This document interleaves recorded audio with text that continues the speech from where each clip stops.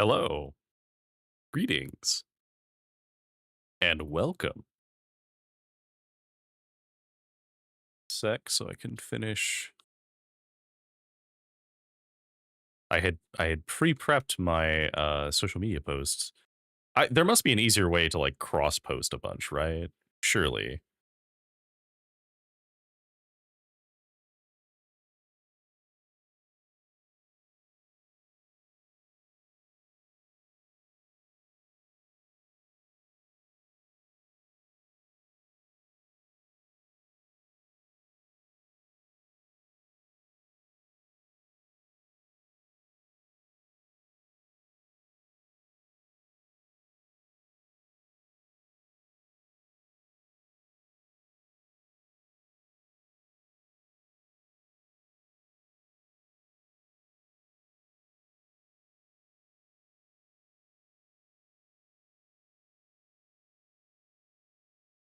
All right. So let me make sure everything is going through okay. Videos on 3 sites suck. So the multi-streaming really isn't that hard, thankfully. For the most part, you can Stream Elements does have a pretty easy setup for it. Um, the main one that's annoying is I have both a Twitter and a Blue Sky, and I'm active on both of them when I can be. But for my stream posting, I post the stream announcement on both of those. Uh, and I know that there used to be a way that you could auto post to Twitter, but I don't want to do that because I have previously when I did it, I know that I wasn't super active on Twitter. So my Twitter account was literally just all going live notifications when I would stream every other day. Uh yeah, TikTok for clips. I've been really bad about posting clips. I'm hoping to like get back to doing that soon, but I have not had the motivation to do it, I think. It's been kind of a pain just trying to like edit them and do everything that I do with them because I do mine in DaVinci Resolve, so I have to pull in my full stream VODs, and then even with the help that I have of like getting the timestamps and everything for some of the clips, it's yeah, it's as you say, Snacks. It's a lot of listening to your own voice and going through the same clip over and over again and like doing the editing for it and all that stuff. And it can be fun and rewarding, but then sometimes it's just like, oh, there's a lot. Also, hi, Kiski as well. Kiski and Snacks. Hi. Uh, so let's not dilly dally here because we do have a few things we need to open. So let me go ahead and hopefully this works. I didn't change anything. There we go. Got the music back on. Just doing them from Twitch at the moment. Yeah, and honestly, doing them from Twitch is probably the smart thing to do. Because it's a little bit less of a pain, I think. Hang on, let me.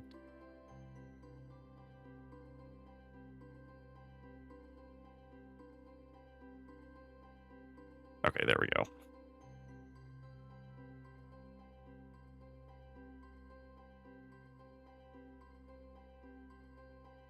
All right, so it's zoomed in right now. I have to put on my gloves. Where things? Me being totally prepared for this. Normally, so I will admit, normally I don't open packs with gloves because in general, I usually just have play boosters. But as I do have a couple of collector cards that I'll be opening, I do want to make sure that those are, relatively untouched. I personally, I mean, these aren't like opening beta packs or anything, so I don't really have to do this, but better safe than sorry. So we did end it with it zoomed in a little bit more, and I think we're going to leave it at that so that it's on this nice, which first of all, Tesa, my lovely Tesa. So we do have to show the things we still have to open. We have a handful of these regular packs left. So we have 10 of these left. We also do still have all of the commander decks that have the individual collector samples, because it mentions they have sample packs. don't know if it'll... Okay, good. The auto zoom does work. So, and the sample packs, I believe it's only 2 cards in each pack. So it's not like super important. But what we'll do is we'll open the packs that we have. We'll open the secret layers as well, because I do have the 2 secret layers that we did not open yet. And then from there, we'll go through the cool stuff that we got, which there's a lot of cool stuff we got, right? But I'm talking about like specifically the stuff that looks like cool to me, or like things that are like cool looking that I will definitely use in a deck, or you know, just having it somewhere around that I like to look at. I was very excited to get a lot of stuff for the Hope deck, my Hope S-Time deck that I built, this one. And I'm hoping to get a couple more cards for that, but if I don't, it's fine. I don't mind buying singles or trading for them, so no problems there. Once again, this is the music that's playing in the background, just so we have something on, is Clark's Promise by Jonathan Young and Emma Young. It is part of a collection called the Dungeon Playlist, which is just cool background music that you can use for things. Big thing.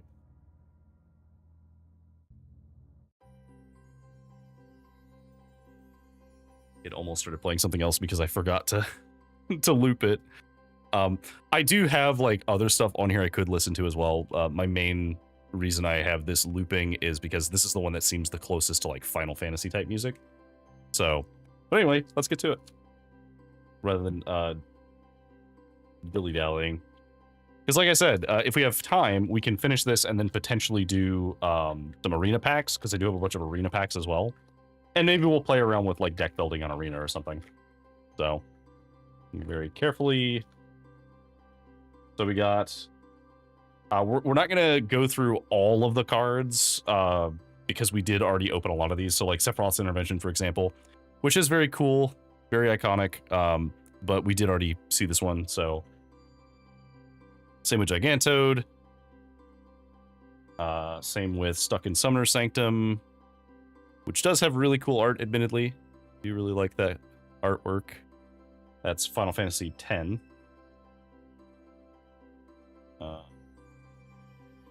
I'm trying to make sure I get this set up. You're Not Alone, we already had one of those. Blazing Bomb, we had a couple of these. White Mage's Staff, we got one of these, but these are kind of cool. It's just that when you attack, you gain life.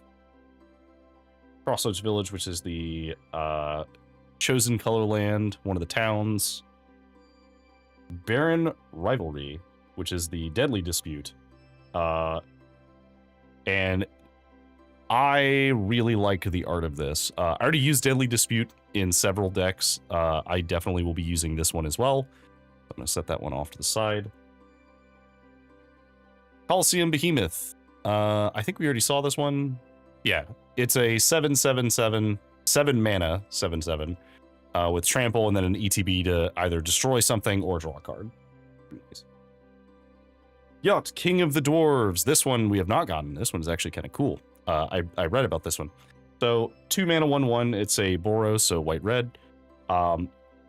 Double strike, and when it or another dwarf enters, and whenever an equipment enters, you may discard a card if you do draw a card. So could be pretty good in quite a few commander decks that run equipment, as long as it has Boros colors, because even though you're probably not running too many dwarves, there are some pretty good dwarves. I know Magna, for example, is a pretty good one, but there are a handful of dwarves that you might run.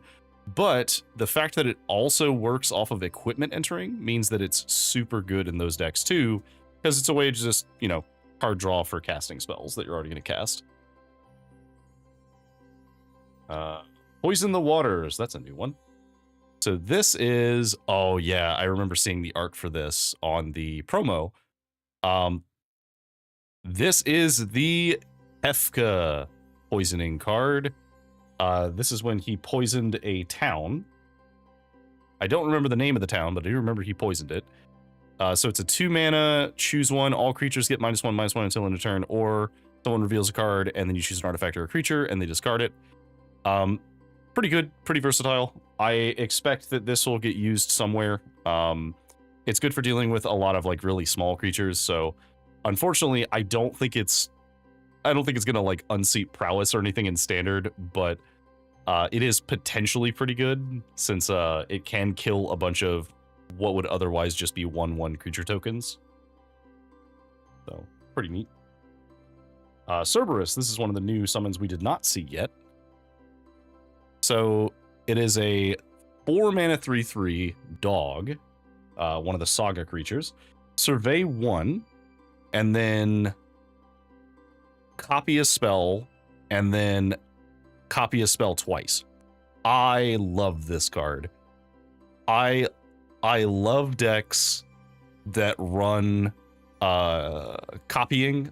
Back in, God, it must have been like 2015, I think, 2014.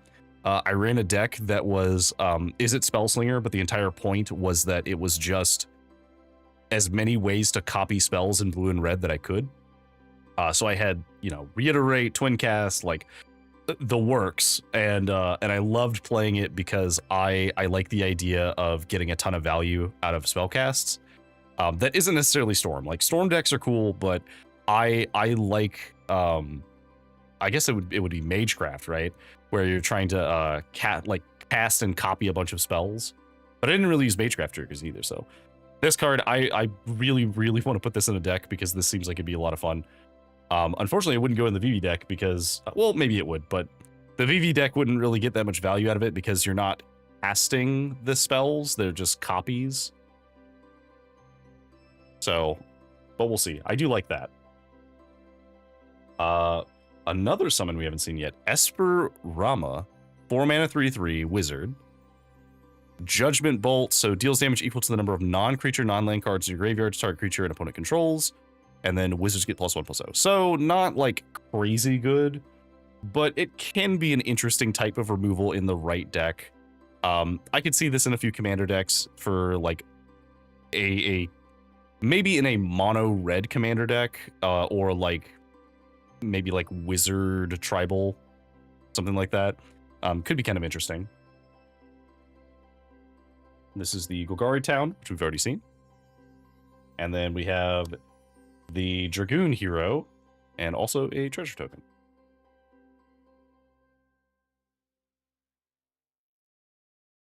I almost wonder if I should turn off the I'm gonna do that right now, actually, before I open the next pack. I'm gonna turn off the decay on messages for now. If it becomes a problem, then I'll turn it back on, but I feel like it is ever so slightly easier for me to see the messages from the like pop-up text than it is to see it from the actual chat box, because the way my setup is, so obviously I have this over here and my stream setup is over this way, so it's kind of far away, which is also why I'm not like changing my poses that much, even though I could be doing, you know, stuff like this a little bit more. I don't have a stream deck set up yet, so I can't like portably move buttons. It is all on my keyboard. So for now, we're just in this pose. Although I guess we could do this. Nah, the neutral pose is probably better. Okay, so let me go and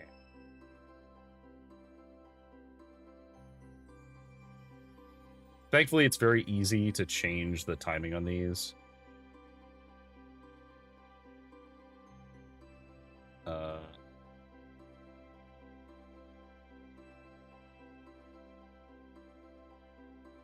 Okay, there we go.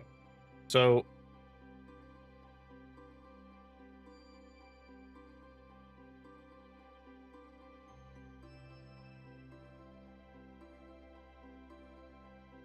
okay, there we go. Sorry, had to type on my numpad, which is my my button switcher for my poses.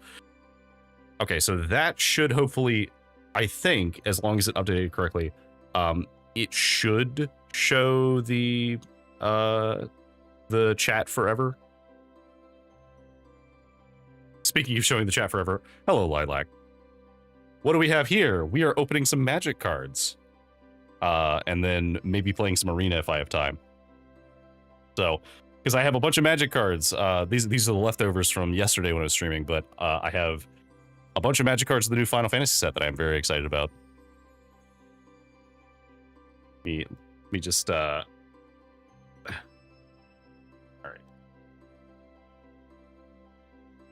I'm gonna keep opening these because I know if I get too distracted, then we will not finish opening these today, and I really want to get to the collector pack. So, all right, let me very carefully open this. We have Retrieve the Esper, which we've already seen. Oops, bumped my table. Retrieve the Esper, which we've already seen, but it's kind of neat. Makes a robot, and then if it was cast from a graveyard, then you put tokens on it. So pretty cool. Might be used in some decks. No hand reveal. You missed it for like 3 seconds earlier. I wasn't wearing the gloves because I forgot to put some on. But normally I wouldn't really care about opening packs with gloves, as I usually use all of my packs. But I do have a collector booster here, and the Final Fantasy collector booster in particular is very expensive. So I want to make sure that if there's anything in here that I don't want, that I'm willing to trade, that is in as good a condition as possible. So we will open that one later. Fate of the Suncrest, we already got this one. The destroy, and if it targets a non-land, or if it targets a tapped creature, it's cheaper, but otherwise it's a non-land permanent destroy. I like this one because normally I've seen ones that do this that are destroy a creature, and then if it's tapped, it's cheaper. I believe that's a card. It's been a while since I've played mono white, and I don't usually run. Normally, if I'm playing Commander, I don't usually run destroy permanents. I usually run exile permanents because it's a safer way of getting rid of things. Mysidian Elder. Oh, we already saw this one. This is the wizard that makes a black wizard token that pings. So we do like this. Big fan. Hektai already got one of these. It's very weird and creepy. Hey, you don't have to have anything in Magic the Gathering to enjoy these. These are also Final Fantasy, and the artwork is absolutely beautiful, so we do love it. Including the Fat Chocobo. Hello, yes, say hello to Fat Chocobo. He is very large and in charge. I love that his abilities are called Work, which is their, like, quack noise, and then Kerplunk, which gives all of them trample, which is pretty cool. Yeah, he doesn't fit in the frame. That's a good point. Yeah, his trample mechanic is called Kerplunk.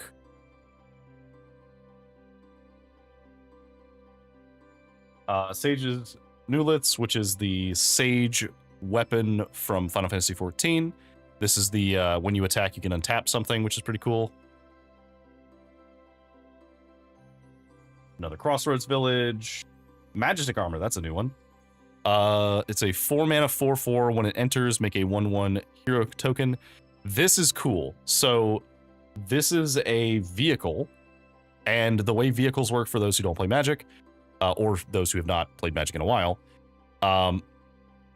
So the vehicles are artifacts that can become creatures if something crews them.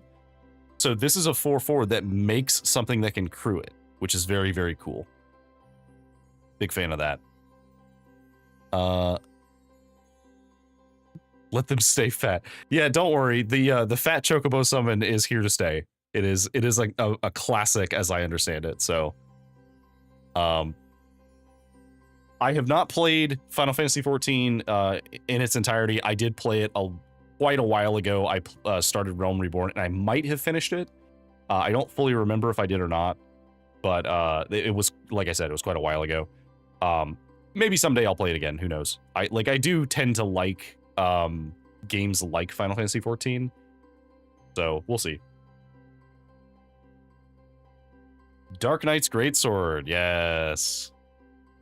I did like how the Dark Knight played in Final Fantasy XIV.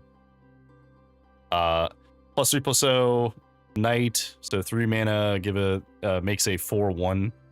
And then you can equip pay 3 life, but you can only do it once a turn.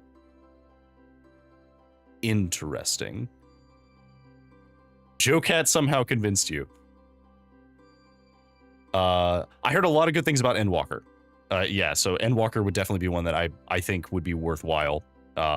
at least getting to, because Endwalker was like extremely well reviewed. Shadowbringers as well, I believe. But yeah, Lilac, same. I was like passingly interested, and then between the Final Fantasy stuff and then Joe-Cat, I'm kind of thinking about it. But we'll see. Valkyrie aerial unit. This is another vehicle, I think. No, this is a construct. So 7 mana, 5/4 affinity for artifacts, so that's good. When it enters, survey 2, and then it has flying. Okay, so this is a pretty good card, I think. There are a couple of commander decks where this will be very good. I don't know if this will see standard play, probably not. But in commander, where you tend to have like mana rocks and a bunch of other stuff, this is very cool.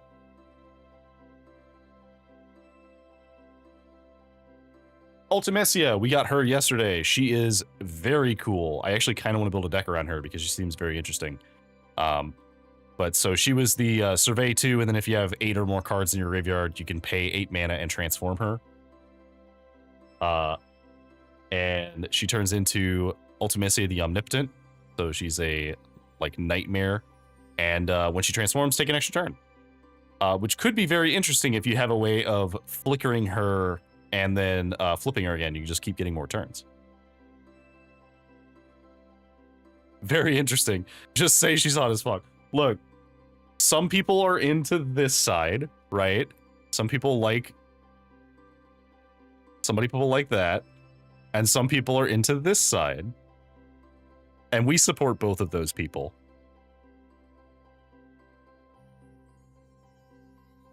We also got another water crystal, which I'm very excited about because I was glad to get one of them. So I have an extra. You can also like both. That's true. Like, no judging. You can like both. So the water crystal is one of the 5 crystals from Final Fantasy III. Each one does something based on the color. The blue one is, so all of them reduce the mana cost of associated colors. So blue reduces the cost of blue. The air crystal reduces the cost of white mana spells. The blue one is the mill crystal. So if you would mill 1 or more cards, they mill that many +4 instead, which is pretty good. And it has an effect to mill some more. The air crystal is double life gain and gives everything lifelink. The green crystal is double +1/+1 counters on everything that comes in, and it can give +1/+1 counters to stuff. I think red is double damage, if I remember correctly. And then I don't remember what the black one does. I was just looking at it too. No, can't remember. I'll have to look it up later.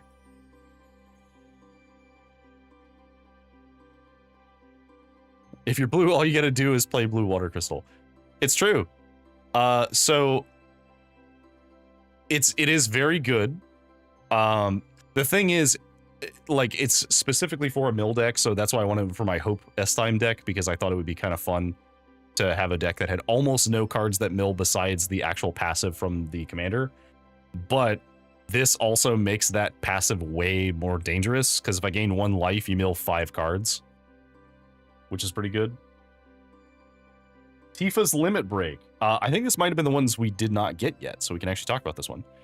So Tifa's Limit Break, I'm kind of excited for this card because I think it's really fun. So I love the tiered cards. The tiered spells are really cool. So Tifa's Limit Break, you can pay 1 and give a creature +2/+2. You can pay 3, so 1 +2, and double their power and toughness. Or you can pay 7, 8, and triple their power and toughness. Yeah, that poor golem's getting wrecked. Absolutely destroyed. So I love the like leveling up effects. They're very cool. Big fan.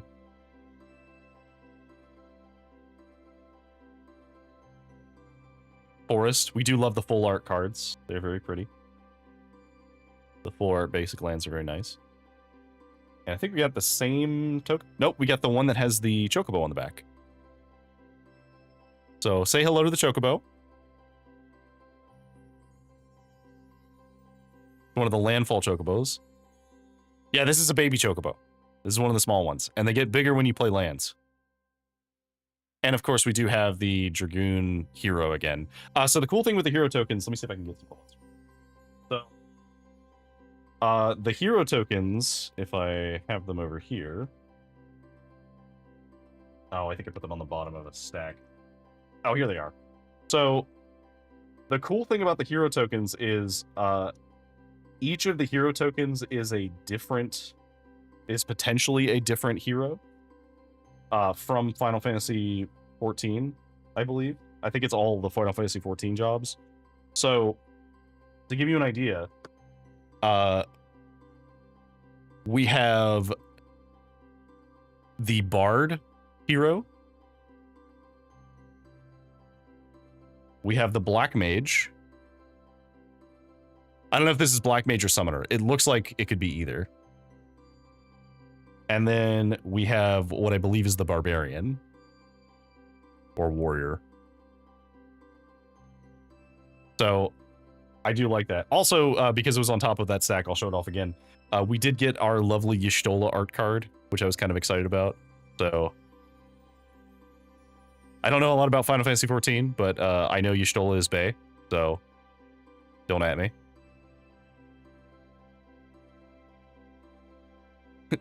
She can barb my Barbarian. Nice. All right. So let's keep going so that we don't delay too much, because we do have a couple of packs to get through. There's a slight chat delay, so if I do not get to something while I am reading a card, I will get to it eventually, I promise. We have Fight On, which you already have seen. This is one of the Final Fantasy VII cards, which is Aerith and Yuffie, which is the return 2 creatures to your hand from your graveyard. Nice.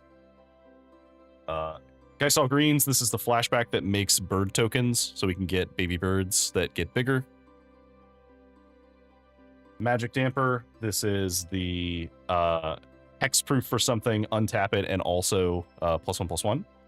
Again, I really like this card. I like things that I can use to like trick people into attacking whenever I don't have any defenders up and then have a defender suddenly.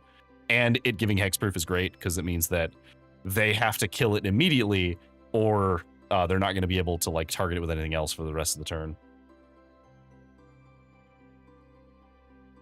Galicat, one of the ones we've already seen as well. This one works in an artifact deck. Ifrit, we've also already seen. Kind of neat. Again, I'll probably use this in a deck or two. I do like effects that let me draw more cards, as you know, the whole point of the game is to touch more cards. And then it's interesting that you invest 3 mana into it and you get 2 mana back over a couple of turns if it lives that long. But I will be surprised if it lives for the full 4 turns. We've also seen one of these, Lunatic Pandora. I do love the art on that, though. Look at that. So pretty. I think we may have gotten a foil one of these, actually. It's interesting. Like, it's an artifact that surveys, and then you can also use it to destroy something, so it'll see some use. White Auracite, we already talked about this one, but I do like the... I like putting removal on a mana rock, because for newer players, this is a great card for new players. This will also probably still get used for some other decks, but for like a player just getting into Magic, this is a great card because it double dips on both being a mana rock and also being removal, and that means that it's easier to justify for a new player to put into the deck. So, big supporter of that. Elixir, we have not seen this one yet. So this is a 1 mana, comes into play tapped, pay 5, tap, exile, shuffle all non-land cards from your graveyard into your library. You gain life equal to the number of cards shuffled. Interesting. So there is the Elixir of Immortality, which is kind of like this, but it shuffles the entire graveyard. This specifically shuffles only non-land cards, which could be good because that means later in the game, if you have a bunch of lands in your graveyard from either the discarding or milling or, you know, destruction or whatever, it'll keep your deck thinned of lands, so you can keep drawing things that aren't lands. Because by late game, you don't really want there to be land draws most of the time. So, kind of cool. I do like the art as well. This is a Final Fantasy IV card. Kind of neat. And the fully recovers HP and MP. Very cool. Random Encounter. Oh, man. I love this card. So, this card is very funny. So this is a reference to, well, this is a Final Fantasy II card, but this is a reference to the fact that there are random encounters in Final Fantasy. So for 6 mana, you search your library, then mill 4 cards, or sorry, shuffle your library, then mill 4 cards. Put each creature card milled this way onto the battlefield. They gain haste. At the beginning of the next end step, return those creatures to their owner's hand. So it's kind of like, it's not quite sneak attack, but it's a funny way of, if you're running a very creature heavy deck, to potentially like get an interesting win, and it has flashbacks, so you can do it later too. There are some games where this card is going to do absolutely nothing, and there are some games where this card is going to win the game suddenly, and it will be very, very funny. And I love cards like this because it's not high power, because you have no control over what cards go on top since you have to shuffle ahead of time, which means that it is literally entirely up to chance. And in Commander, where the point of the game, like, sure, you could play CDH and then the point is to win, but in most cases, Commander is about winning, but often about winning in a fun and interesting way. And I do find it very funny to have a potential way of winning to just be like, hey, do you want to play a game? Here's a random chance, and if you lose, I might have something huge in play. So I like this card. I will probably put this in a deck. I want to see this used. We got another Magic armor, which looks cool, but I've already seen it. Moogle's Valor. 5 mana for each creature you control. Create a 1/2 Moogle with lifelink. Then creatures you control gain indestructible until end of turn. That is really cool. For a token deck, this is going to be crazy. And for a non-token deck, this could potentially be useful because it's not quite a fog, but it creates a bunch of blockers if you already have some blockers, and it makes everything indestructible. The catch is, this is weaker than some of the other like anti-combat spells because you do have to still already have creatures for it to work. But if you're playing the right deck, this could be really fun. So we'll see. It could be interesting. Ooh. Okay, now we get a good card. So Sephiroth is one that I know is valuable, and I was kind of hoping to pull one because I think he's kind of a cool card to build as a commander. So Sephiroth, Fabled Soldier, the famous antagonist of Final Fantasy VII, and arguably the most impactful and well-known of all of the Final Fantasy antagonists. Kefka is probably like most notable from a narrative standpoint, but Sephiroth is definitely the one that I think most people know, like, just visibly. Oh, behave. Fun lore fact about Sephiroth. I had never played Final Fantasy VII, but I was like passively aware of some things about it, and I watched the Advent Children movie, and so I ended up having to go look up how Sephiroth, I guess spoilers, Sephiroth comes back like several times, kind of, because there was this big government experiment where a bunch of people have like these special cells that can turn them into Sephiroth, or can like, it's like Project Union or something, I don't remember what it's called. But there's another Sephiroth card that references that, because you put these counters on people's stuff, and as those cards, like if Sephiroth dies, you can basically get him back with those cards. So it was a cool little reference to that. But let's talk about this card specifically.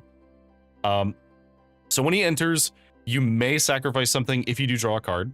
And then if another creature dies, an opponent loses 1 life and you gain 1 life, If this is the 4th time that this is resolved this turn, transform Sephiroth. So if you board wipe somebody, they take a bunch of damage. So this is really cool. This is one of several effects where when things die, you know, people lose life and you gain life. Obviously, it's target, so it's not like each opponent, which would make it a little bit stronger, but it doesn't need to be stronger because he turns into Sephiroth One-Winged Angel. Now, notably, he is a 5/5 with flying. As he transforms, you get an emblem that says when a creature dies, target opponent loses 1 life and you gain 1 life. So I have already seen people talk about potential decks where the point of the deck is to flip Sephiroth as many times as possible, because currently there's no way to interact with emblems. So once emblems are out, they're on you permanently, so you can't get rid of them. So what this means is every time Sephiroth goes off, the fight gets progressively harder because every time something dies, someone takes more and more damage and you gain more and more life. And we have another effect. When he attacks, you may sacrifice any number of other creatures if you do draw that many cards. So I really like this card as a mono black commander because it synergizes really well with a lot of the sacrifice play styles that people do. And it's just a cool card. Like, I love the idea of getting value out of like sacking your own creatures. That is very like black mana mentality. You want to make him indestructible and martial coup the field. No. What you want to do is you want to take him and you want to blow up everyone else's stuff with like Massacre Worm or Meat Hook Massacre or any of the like any of the asymmetric removal that kills everyone's stuff. Because Martial Coup gets rid of your own stuff. Ah, yes. Never change, Lilac. But yeah, no, like... Now here's the question, Lilac. Which do you like better? Do you like the original Sephiroth, or do you like the One-Winged Angel Sephiroth?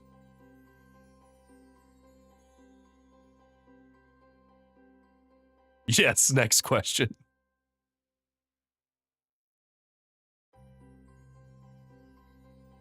Because so in high school I actually played in band, and we played Sephiroth's theme for one of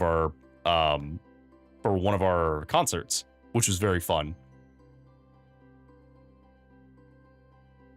But yeah, we're gonna set him to the side. Resentful Revelation, another Sephiroth card. We got a foil version of this one. We've already seen it, but this is when Sephiroth found out that he'd been lied to about his origins, as it were. Insomnia, which is the Orzhov town. This is from the Final Fantasy 15, I think. Yeah.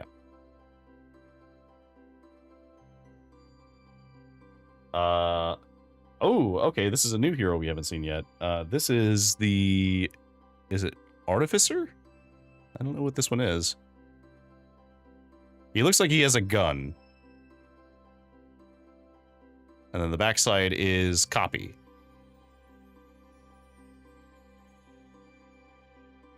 Neat.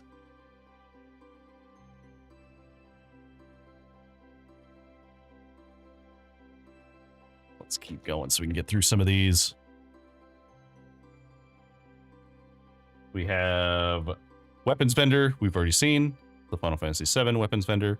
Specifically the one from the remake, because I started playing the remake semi-recently, so I've actually seen him recently. Haste Magic, which we've also seen already, but is very cool. Big fan. Shinra Reinforcements, also very cool. Mill 3, Gain 3 is nice for decks that like Graveyard.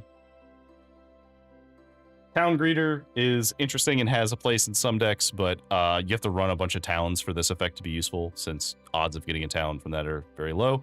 I can see this being very useful in Limited, since, you know, you're more likely to have a bunch of towns. but in Commander, this, you know, this might see some use in Commander. Oh, breakfast burritos. That sounds nice. Ice Magic, yet again, one of the cool tiered spells. This one is a removal type thing, so you can either bounce it to their hand, bounce it to the top or bottom of their library of their choice, or shuffle it back into their library, which is also good. Laughing Mad, the Kefka card. So, Kefka draw spell. Crystal of Altar Cave, which is Chromatic Lantern. I'm happy about this. So I would say a lot of people have like the card that is the card that they put in every deck. I think Chromatic Lantern is mine. I love Chromatic Lantern. I don't really play mono colored decks all that often, and in basically every deck, Chromatic Lantern is useful if it has more than one color, because it turns all of your lands into every color. It's just a mana rock that is just generically really good. Also, the art is just so good. No, Leggy, don't eat the glowing rock. It's probably radioactive or something. I love the art on that card so much. It's so cool. Definitely gonna put that in the deck. Coral Sword, already seen one of these. Looks cool. We have a foil one of these, actually. The foil is really cool because the sword is glowing. The calories. How many calories is radiation? I imagine a lot. Leggy, here's a fun science fact for you. Do you know we measure calories? Like, do you know how we know how many calories are in something?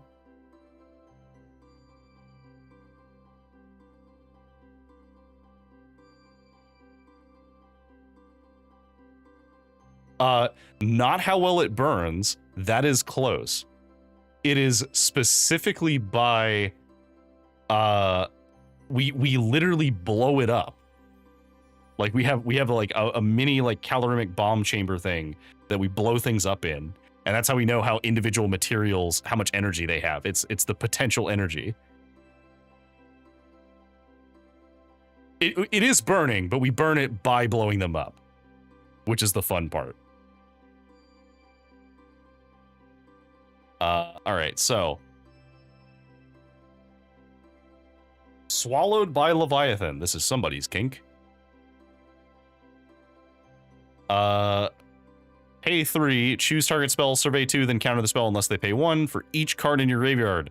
This is a really cool counter spell for quite a few decks in Commander, actually, because early game this doesn't do a lot. Although I guess early game it could do a lot, because you can potentially make sure that they can't counter it if you can put 2 cards into your graveyard. But the fact that it surveys and also late game can make cards effectively countered regardless of how much they try and pay could be very good. So it's not like the strongest counter spell by any stretch of the imagination, but I do like it, and the fact that it has survey attached to it is very helpful too. Judge Magister Gabrynth. Okay. 2 mana 2/2 with Menace. Good old Menace. Whenever another creature or artifact you control dies, put a +1/+1 counter. Okay, so this is just, once again, this is a card that I talked about it yesterday, but this set has a lot of legendaries that are really, really good legendaries for the 99 of a commander deck. You probably won't run this guy as the commander of a deck that he would be part of, as he doesn't really, like, he doesn't cause anything to advance the game state. You would want something like Teysa down here, for example, who's my playmat, who can, like, either create more advantage or, like, get more cards in some way. Like, you want something that exacerbates your plan, whereas he just kind of passively benefits from the plan. You could build a deck around him, and I could see some fun budget decks around him, but odds are good he'll be in the actual, like, 99 cards of commander decks like Teysa. Well, maybe not specifically Teysa, but aristocrat type decks where you're running a bunch of, like, white and black cards that care about, like, sacking things. Crystal Fragments. This is one of the transform artifact equipments. So +1/+1 for 1, and then for 7 mana you can flip it, and it turns into Alexander. Oh, we already saw this one. This is for 2 turns, prevent all damage that would be dealt to creatures you control, and then tap everything that everyone else controls. This is kind of neat. I don't think I have any decks that this would go in immediately, but it is cool. Also, the art is just really nice. I do like that art. We do have upper class as a deck. Lilac, there's actually there's a deck called Death and Taxes.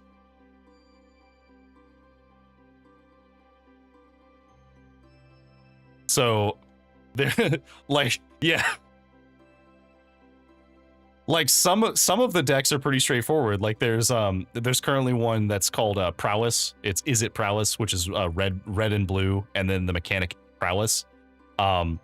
There's like the like mid-range black aggro decks. There's like control decks, and then you have like the funny named ones like Aristocrats and Death and Taxes, and there was another one that was like, I wish I could remember some of the like silly names, but I don't usually pay too much attention to like the names of the decks. I just look at what they do and I find them fun. So, but this guy's cool. We'll like, I don't know if I have a deck that he would go in, but if I ever have an opportunity to use it, I probably will, because it seems neat. Golbez, Crystal Collector. We actually got this guy as his full art card, which was cool. Let's see if it'll actually focus on him.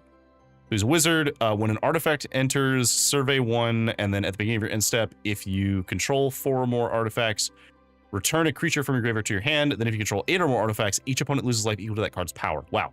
So this is a cool commander, because what this card does is this says, when I enter, if I already have artifacts at the end of my turn, I get to do stuff. And if I have a lot of artifacts, then it makes it worse for everyone at the table.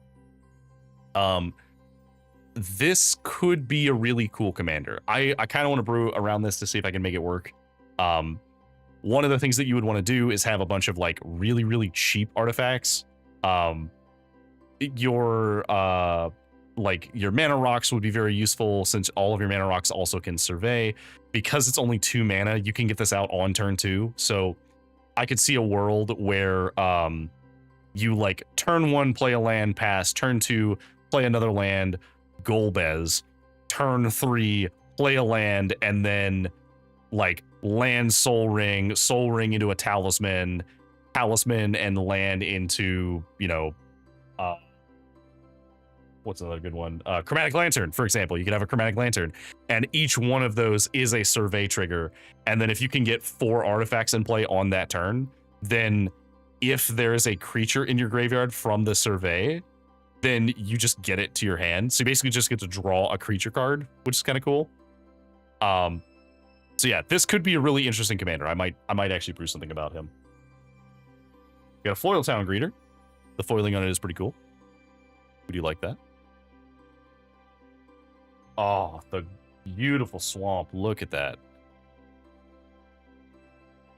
I love that swamp. Yeah, swamp. Swamp is the black mana generator in Magic the Gathering. Oh, it's a crystal cave, but it has so I it's kind of hard to tell, but I think it has some like growths on stuff. Like there's actual growth on things. And then we got an art card. And our art card is Jill, Shiva's Dominant. Very pretty. I do like this one. We'll set the art cards to the side. All right, we have 6 boosters left, and then we start opening the commander decks to get to the collector's boosters. I know it has like 1 lily pad. Sometimes it's like more about the color identity than I actually, let me see. I think I have, no, it would be in the other room. I have a bunch of the like Neon Dynasty Kamigawa lands, which are very cool. I might have like a land over here that we can look at.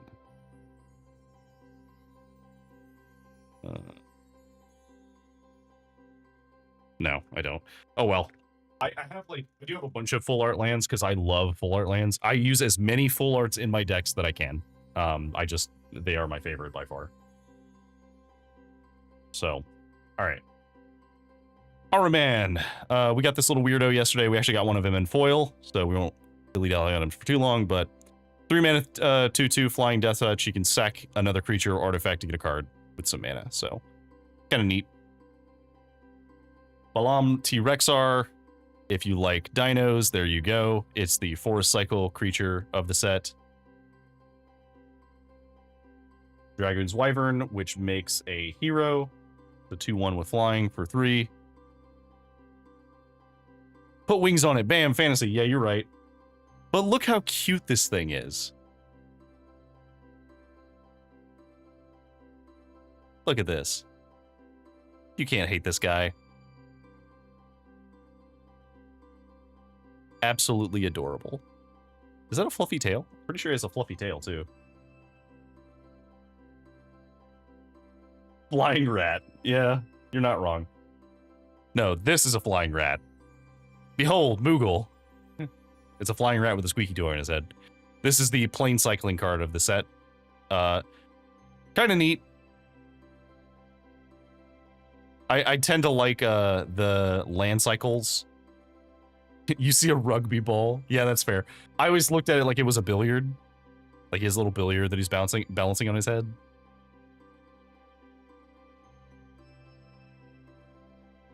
Suplex. I talked about this yesterday. I love this card as it is a reference to the monk from Final Fantasy VI, who his like ultimate ability is suplexing something. Is that a train? That is a train.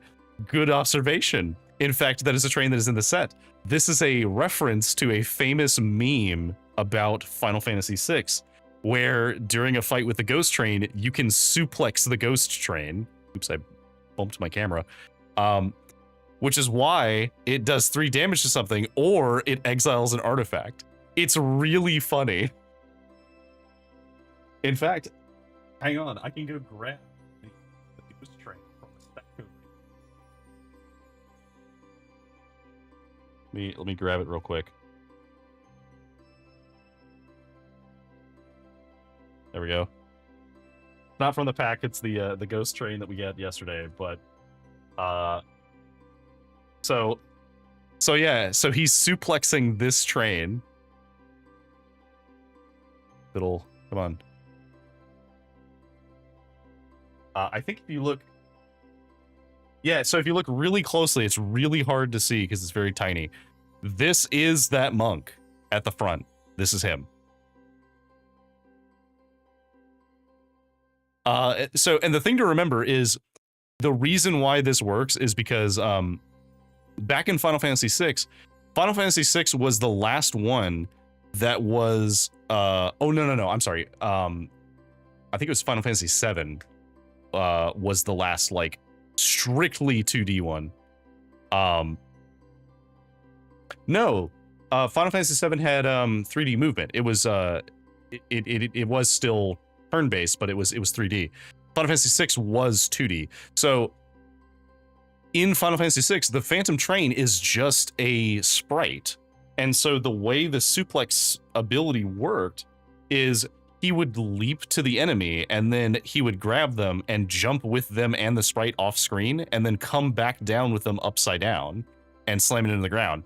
And it would do a ton of damage. So a common thing that you'll see is people will suplex the train because, you know, when you're first doing it, you're like, huh, I wonder if suplex works. Like, it is an enemy, but it's also a train. And then you do it, and it works. So yeah, big fan of suplex. I'll just put the Phantom Train over here. Another Laughing Mad. Adventurers Airship. We saw one of these yesterday.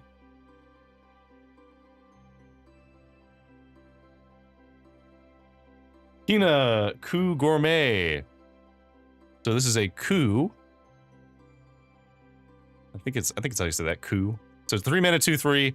If one or more tokens would be created under your control, those tokens plus a 1/1 green frog creature are created instead, and then you can sack a frog to put a +1/+1 counter on them. I have already seen some crazy shit with this card because of the way that this mechanic works. So what this does is, so you know how earlier we had the Moogles that would like make Moogles. So what that would do is that would make all of those Moogles plus 1 extra green frog. But there are some cards, like Slime Against Humanity, for example, that say create a token and then put counters on it equal to some other number of some kind, like X or something. And because it's a replacement effect, this frog would get all of those tokens. And any other card that does that would do the same thing. So this could potentially be a really, really funny budget commander.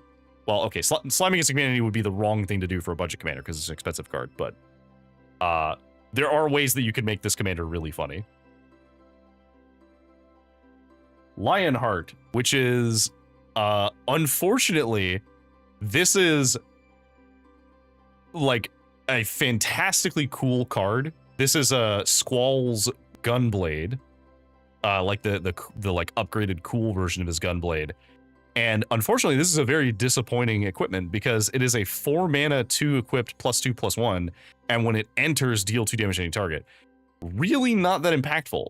Kind of a waste, actually. This is one of the few artifacts in this deck, or in this set, that I think is kind of a flavor lose, because I think it would be much cooler if it was when the equipped creature attacks, it does 2 damage. But the fact that it's only when it enters means that this is very limited use.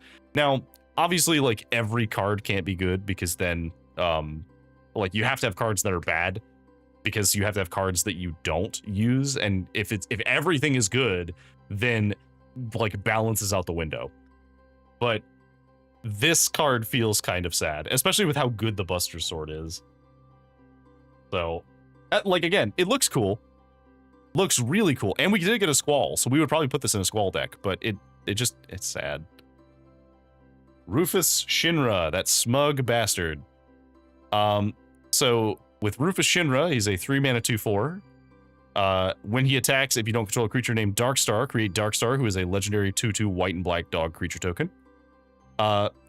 Once again, like, you might not make a deck with him as the commander. He's cool as part of the 99, but I do like him. I think he's an interesting character. So yeah, I would definitely support building a deck with him. He is absolutely a pushover. He looks all cool and everything. Don't let it fool you.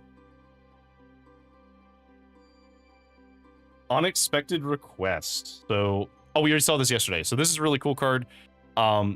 We can steal a creature and then put an equipment on them, but this also means that we can just pay 3 to untap something and put the equipment on them, which could be neat. A Realm Reborn. Hey, what do you know? Final Fantasy XIV reference. 6 mana. Other permanents have tap, add 1 mana of any color. That is really cool. I will be putting this in several decks, actually, because I love this. This is really neat.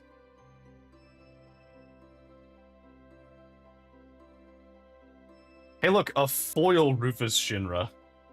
Oh boy. Ooh, look at that mountain, though. That's a foil mountain. Look at that.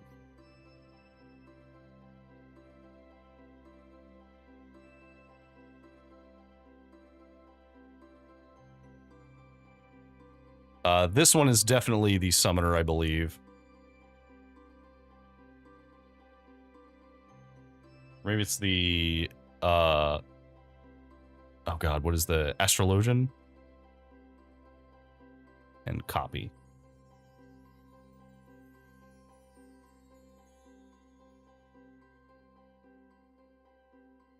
Oh, thanks for tuning in, Lilac. Yeah, I'd love to chat later.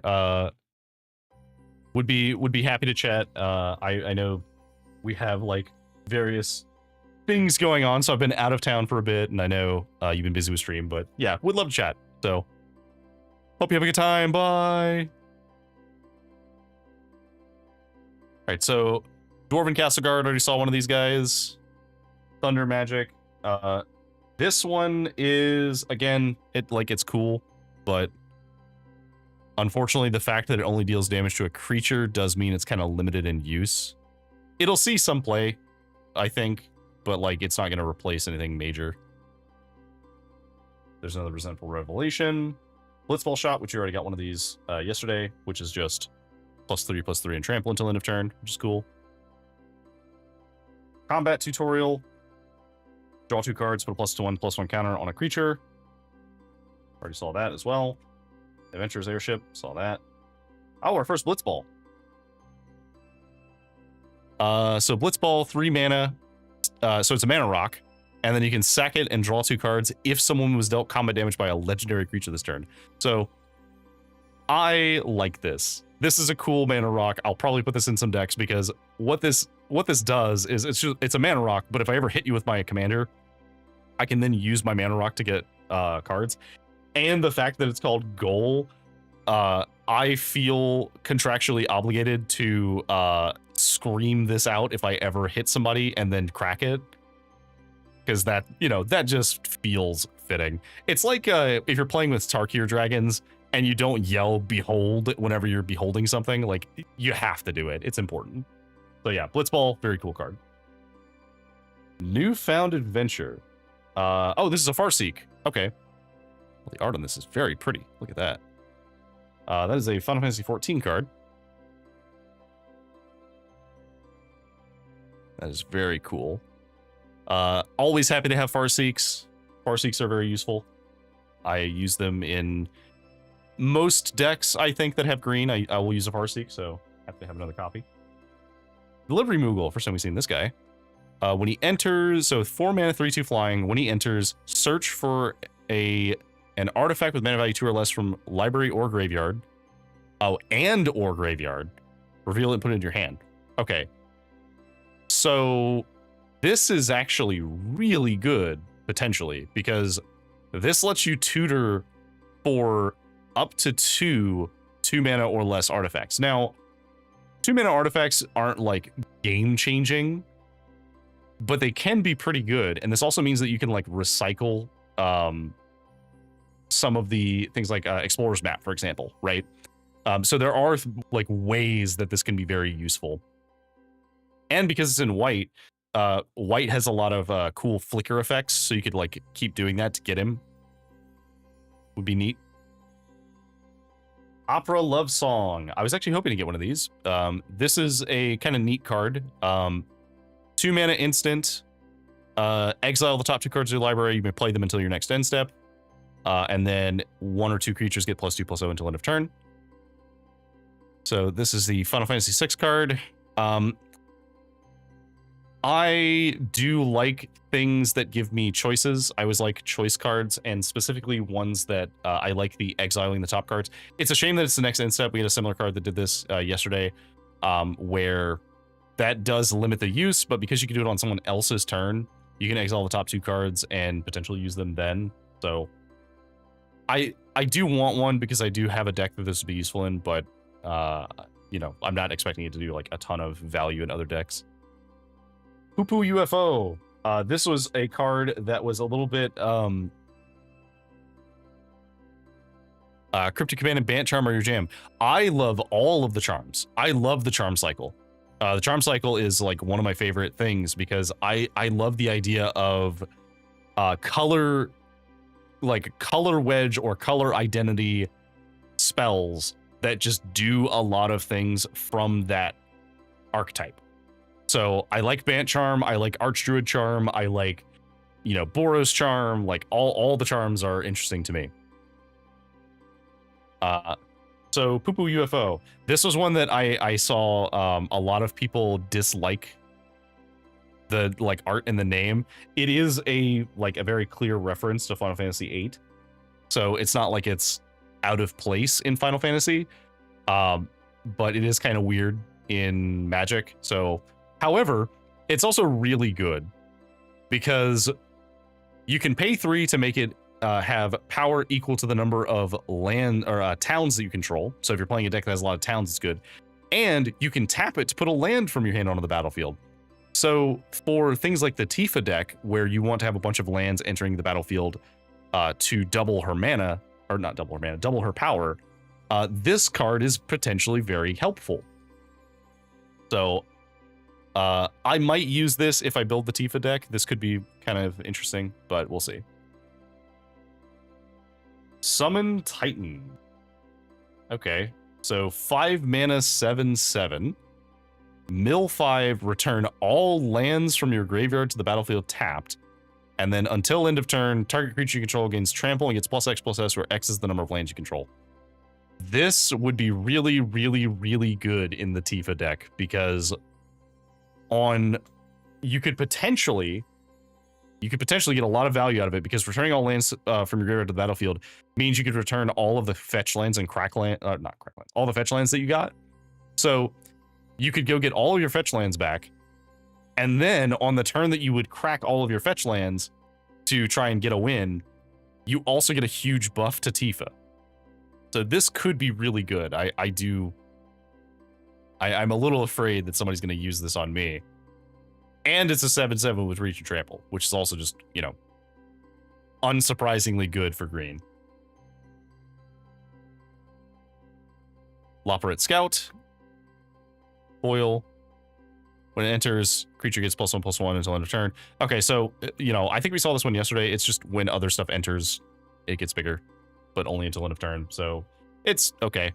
I think it's interesting and limited, but I probably wouldn't put this in a deck. This is the Boros land. We've already seen this one, but it does look cool.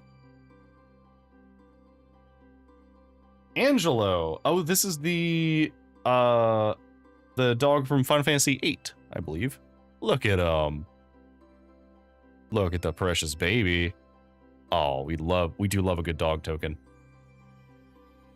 Oh, and Dark Star is on the back. Okay, so this is the dog token, because this is the regular dog, and then this is the shadow dog. Okay, so we have a Rufus, and we also have the dog.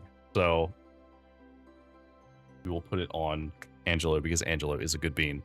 Look at that. Look at that pretty baby. All right. We have next up. Almost dropped a bunch of cards on the ground, which would be very awkward.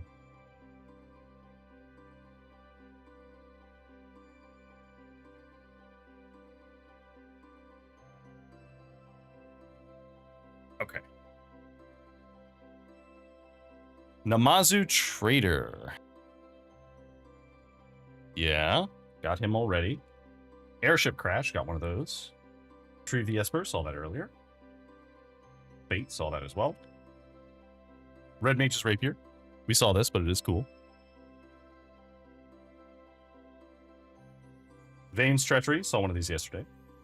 Which is, interesting removal, and you can sack something. And in the right deck, this can be kind of annoying, because, for example, put this in the Sephiroth deck, and you get a sacrifice trigger, which means that you're getting rid of a creature, and you're also probably killing a creature with this, which means that you've killed 2 creatures. So if you kill 2 more, then Sephiroth activates. There's another Loporrit Scout. There's another Dark Knight's Greatsword. Valkyrie Aerial Unit, which we've already seen. Another one of the Kinu Gourmets.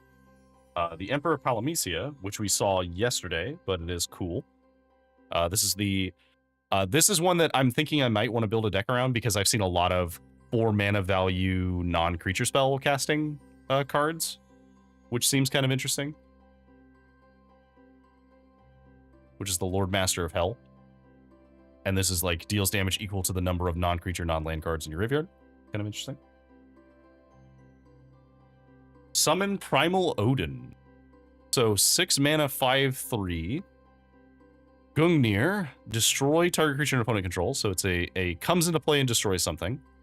And then Zantetsuken, which is creature gains whenever this creature deals combat damage to a player. That player loses the game.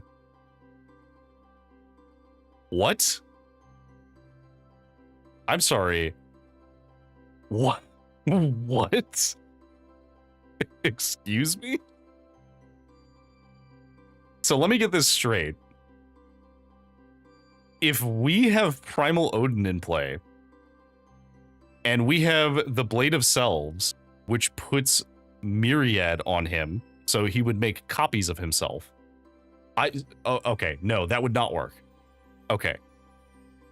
Would that work? I need to check that, because so I think that would work, because what would happen is Primal Odin would come into play and he would destroy something, right? Next turn, he gains this ability. And then when we attack, he's not legendary, so we make 2 copies of him that attack the other 2 opponents. And when they enter with the Saga counter, and so they destroy a creature that an opponent controls, so we can destroy 2 creatures. And because this creature has this effect on it, it copies with this ability. So you could potentially win the game by just Primal Odin Blade of Selving somebody, which is like a very expensive combo to pull off, and you have like so much time to do it. But that would be really funny. Okay, I have to put this in a deck because it's such a funny potential win con. And the last ability, Hall of Sorrows, draw 2 cards, each player loses 2 life. This feels like these 2 should be switched. The fact that this is the second ability feels really weird to me, but I'm here for it. This is so... And look at him, he looks so cool. This is going in a deck, and I really hope I get to kill somebody with it, and maybe if I'm lucky, I'll get to kill multiple people with it. So, long story short, I like this card. Foil Lunatic Pandora. Got another one of these in foil. The Full Art Island, one of them. Very cool. And that same hero from before with treasure on the back. Neat.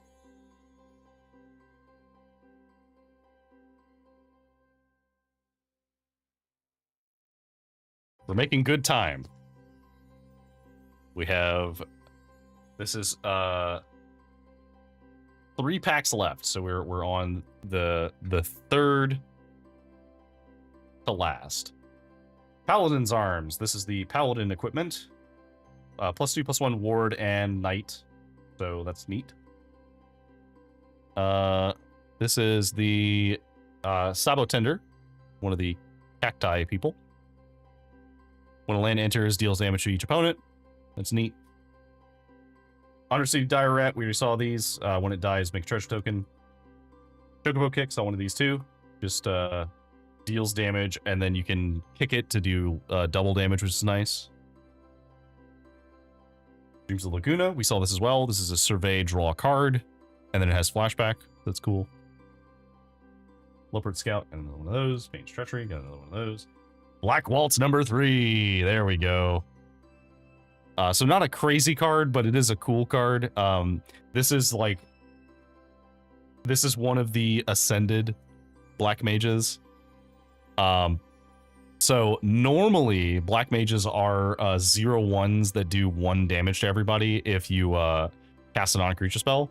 This is a 4-mana Flying Death Touch 2/2, and if you cast a non-creature, it does 2 damage to each opponent. Now, it is very confusing because it says Black Waltz number 3 deals 2 damage. So I know there's a few people that is going to trip up, but yeah, very cool. It is a much stronger Black Mage, which is very fitting. I love the art. Look at him. Absolutely unleashed. The Prima Vista.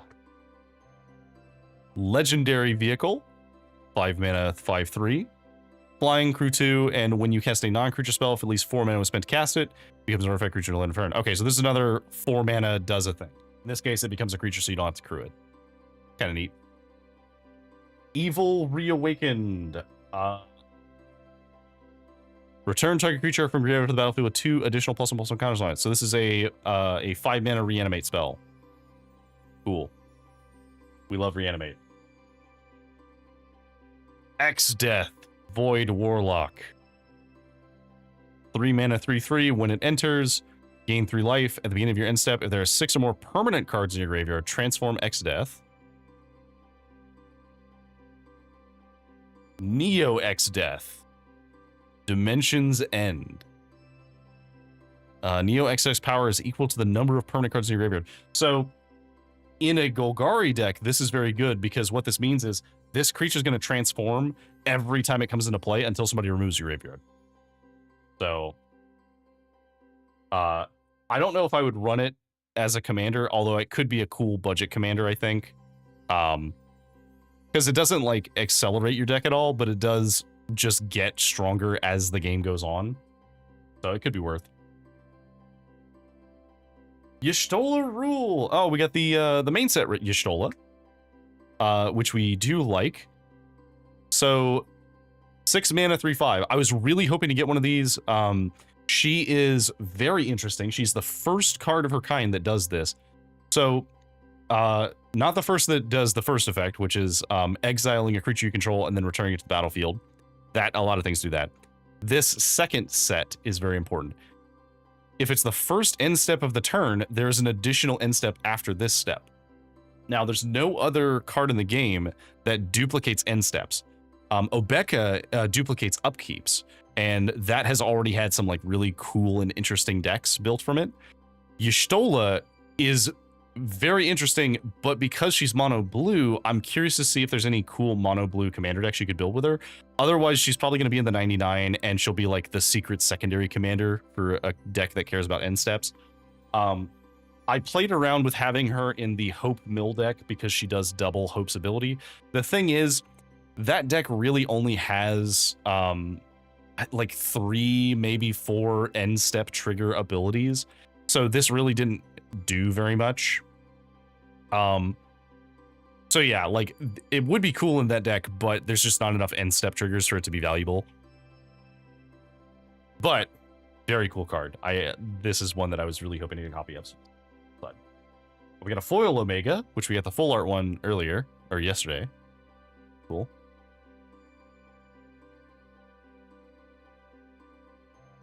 The Selesnya land. And then I believe this is the Cloud's Limit Break ability, which is the one that has Omni Slash on it. Cool. All right, we have 2 packs left of these. What do we got?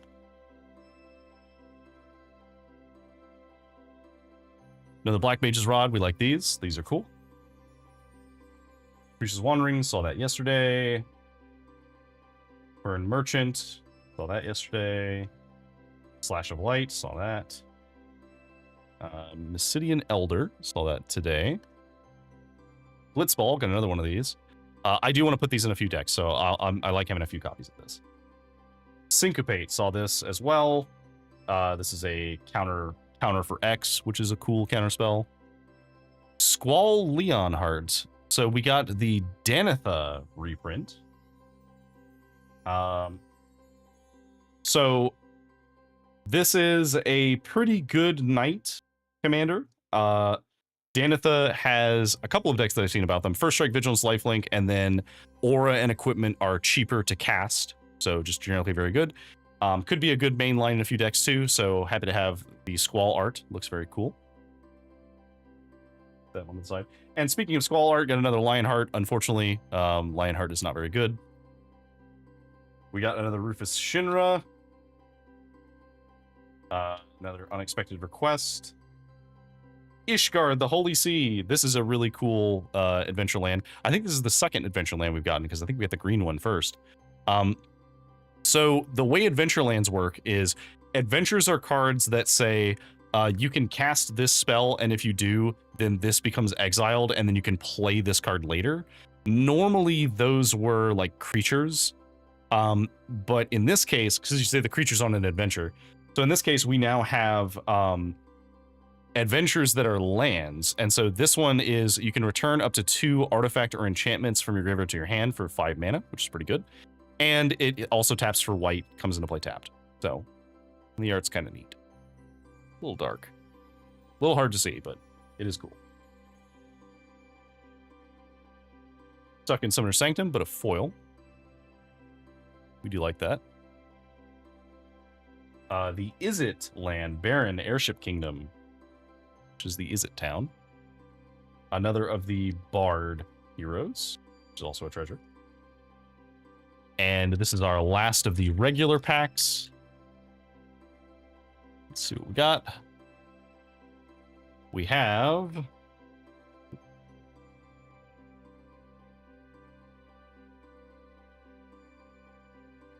Magitech Infantry.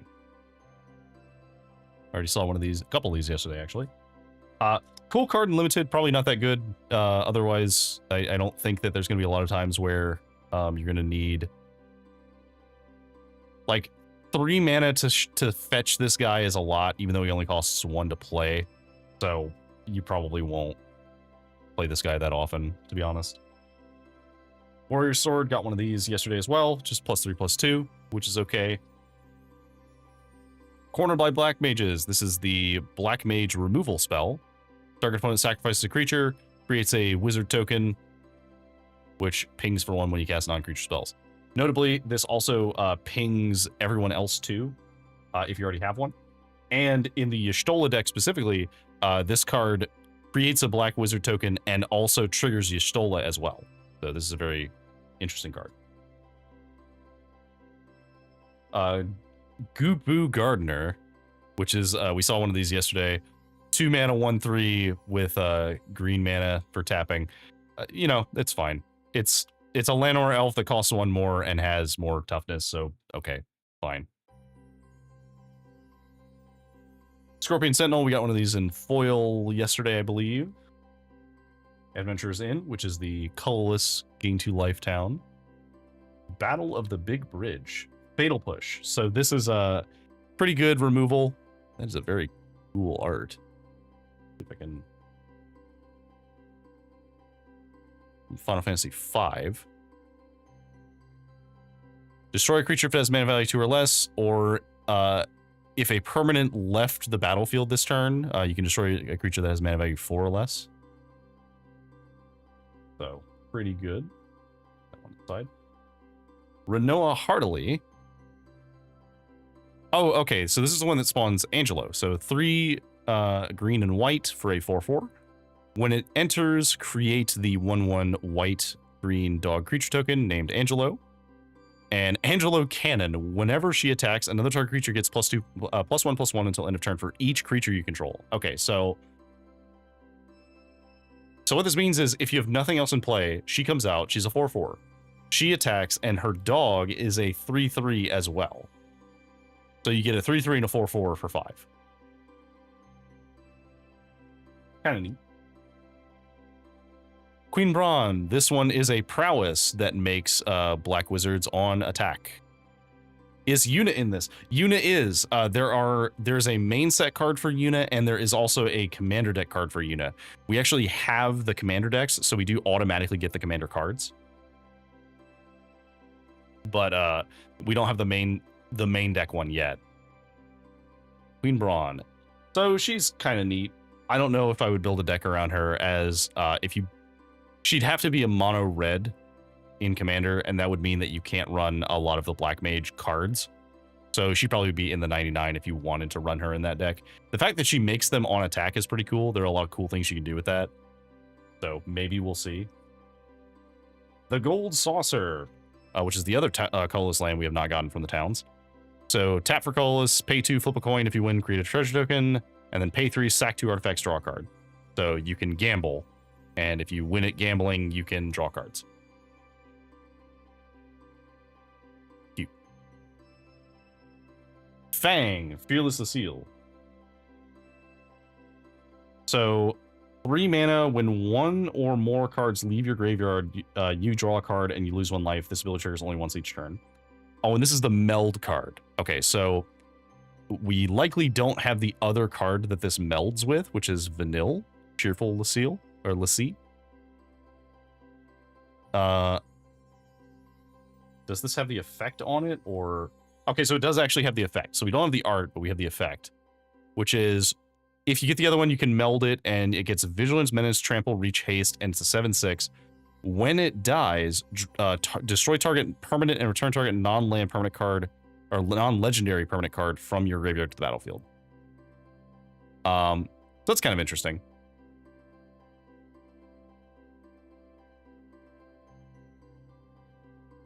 The Darkness Crystal is the next one. That was the one I had forgotten what it does. So reduces cost of black spells, and then if a non-token creature would die that an opponent controls, instead exile it and you gain 2 life.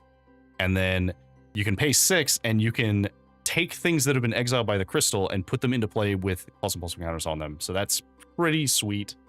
Very cool card. Big fan. A foil haste magic. A foil Ramanastra. And then our last card is a hero. So that's all those. Now, I'm going to very carefully open the commander decks because they do have the commander preview packs. So give me one moment while I carefully crack these open.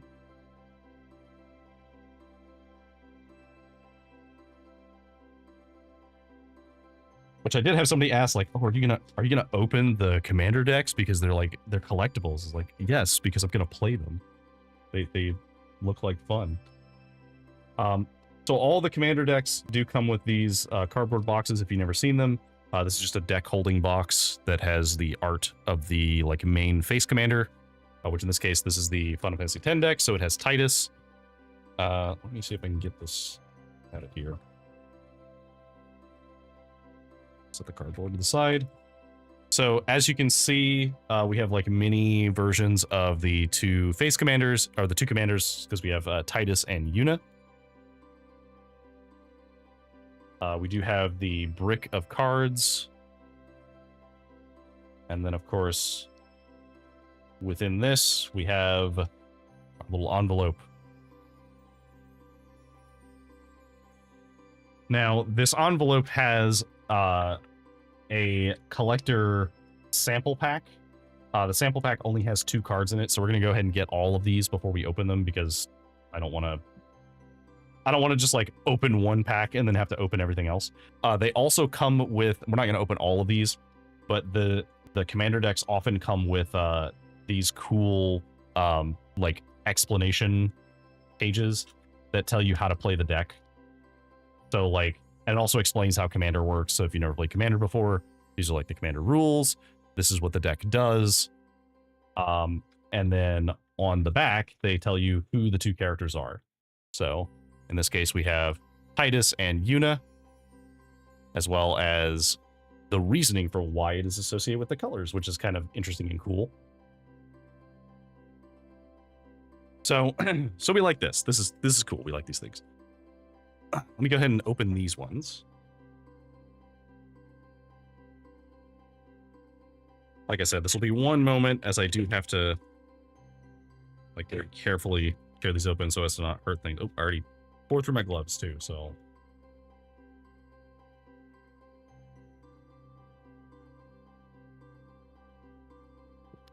Gonna go ahead and set down the envelope, set down the deck. I'll show off the deck. I'm not going to open the whole deck, but I will show off the, I'm just going to take this glove off and place it. My fingernails are very sharp, so I have cut through both of these gloves. So, that's fun. Thankfully, the commander decks aren't too hard to open. There's just not really a good way to open cardboard without, damaging gloves. Unless they're really thick gloves.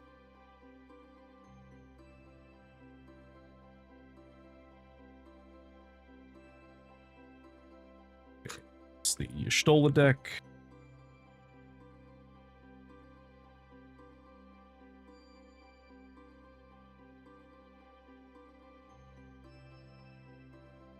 This sample pack 2. And we have one more that we need to open. So we've gotten the Final Fantasy VII, the Final Fantasy XIV, the Final Fantasy X, and then now we're opening the Final Fantasy VI box.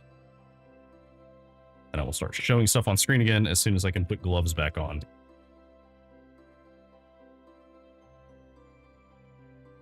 Okay, so that, got the deck. Got the explanation card. Then we got our bonus pack. All right, let me grab an extra pair of gloves.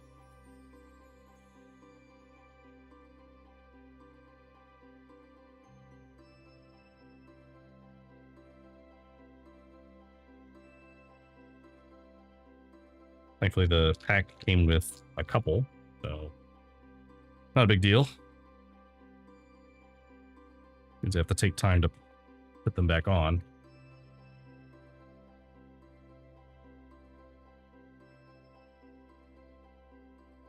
All right. So we'll show off the face commanders of each of the decks, and then we will open these boosters. Put these down here. We have all those. Toss this out of the way. They'll clean up in a bit. So for we'll go in chronological order. Why not? So we have Terra, who is the Final Fantasy VI deck. Looks very cool. We have Cloud, ex-Soldier, who is the Final Fantasy VII deck. We have Yuna, or not Yuna, Titus, who is the Final Fantasy X deck, the other commander being Yuna. And then last but not least, we have Y'shtola from Final Fantasy XIV. Which hers is sealed a little differently, so it's kind of hard to make out the name. Alright, so we will definitely open those later. But for now, we are going to start opening some of these collector's packs. So, like I said, these are sample packs. They are not full collector's boosters. They just have 2 cards in them, I believe. So, and I think they might have an ad card as well. Yeah, they have an ad card. So, first things first, Chocobo Knights. When you attack creatures you control with counters on them, gain double strike until end of turn. Pretty good. And Owaka, Traveling Merchant. Remove a counter from a non-land permanent you control. Draw a card. This is really cool because you can use this with sagas. So you can keep using a saga over and over again. Potentially very good. Alright. So these are our 2 collector's cards so far. I'm going to keep these separate from the rest. Collector's sample number 2. We have our advertisement card and Sephiroth, Fallen Hero. This is the one I was talking about earlier. Look at that. And it's foil. Oh, very cool. I like that his armor and weapons are foil, but his clothes aren't. All the metal on his armor is foil. See if we can get it to focus. Look at that. So, Genova, so 5 mana, 7/5. When Sephiroth attacks, put a cell counter on target creature until end of turn. Each modified creature you control has base power and toughness 7/5.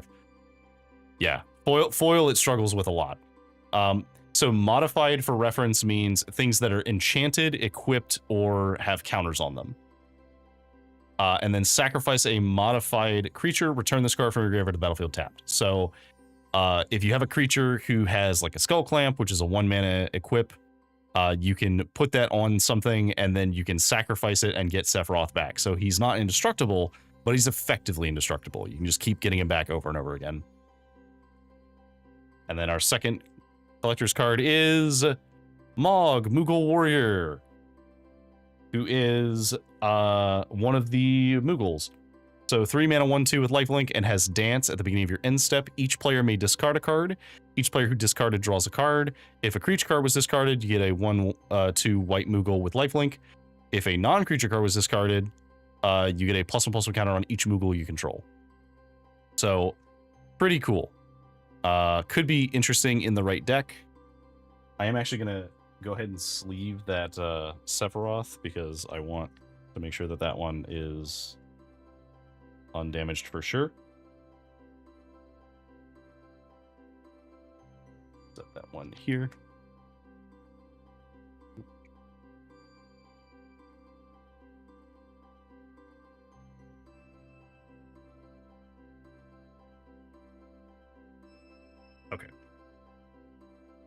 So that's 2 sample boosters out of the way. We have 2 more.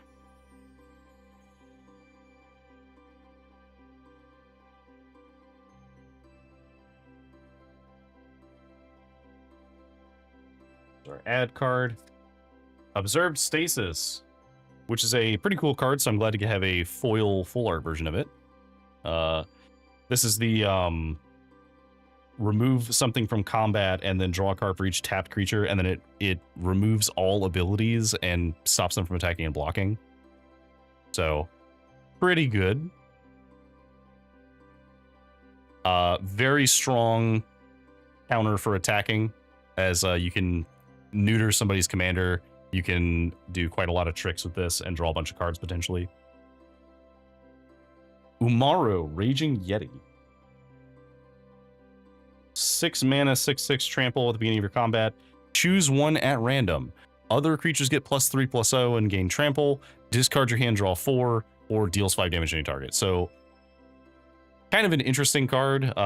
Does a lot of things that red kind of wants to do anyway. So, it being random means that this card's kind of weird if you try and run it as a commander, but it could be interesting in the 99, I think. Although discard your hand, draw 4 can be really good in general. It's just you want to make sure that you don't have cards you care about, and since it's at random, you can't control if it goes off. So, could be interesting. That is that one. We have one more of these, which is the last sample pack. Another Chocobo Knights and Barrett. Oh, okay, cool. So we got a Barrett. Now, Barrett is one of the main members of Avalanche. He's the leader of Avalanche, which is the terrorist group that is fighting against Shinra in Final Fantasy VII. He is a 4 mana 4/4 with reach. When an enchantment, sorry, wow, words. When an equipment enters the battlefield, create a rebel creature token, and then at the beginning of combat, you can attach an equipment to a rebel. So you can make a rebel, and then you can arm a rebel, which is kind of neat. So I do like that conceptually. There are some cool rebels. I would be curious to see if you could build a deck just around Barrett that's like rebel equipment.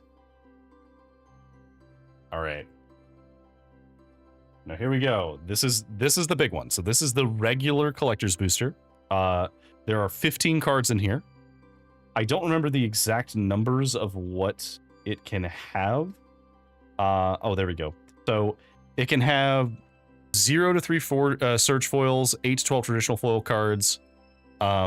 May contain cards from multiple sets, because it includes the base set, the commander set, and then the I forget what they're called, like the across the ages cards. 5 to 6 at rare, 3 to 6 uncommons, 3 to 5 commons, and then 1 land. And Neon Ink cards have a less than 1% chance in boosters, and the Golden Chocobo is a less than 1% chance, 0.1% chance. So we shall see. All right, so here we go. Very carefully. Oh God, I'm nervous, so this one's not opening as well. Oh, there we go. All right, the pack is open, and very gently tear it. Make sure we do not look at the. Okay, so I believe these we have to flip. So first one is Aerith's Rescue Mission. So we got that one in foil. Just put that one over here. Ice Magic. Also kind of cool. Yeah, these are not going to play nicely with the camera. I'm going to try, but I'm going to have a hard time. Balam T-Rexar. Foil.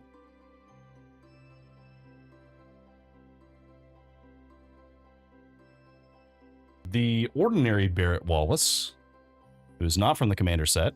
When he attacks, deals deals damage equal to the number of equipped creatures you control to defending player. So he interacts very well with the Avalanche leader. Cool. Ash, Princess of Damaska. We got that one yesterday. She seems interesting.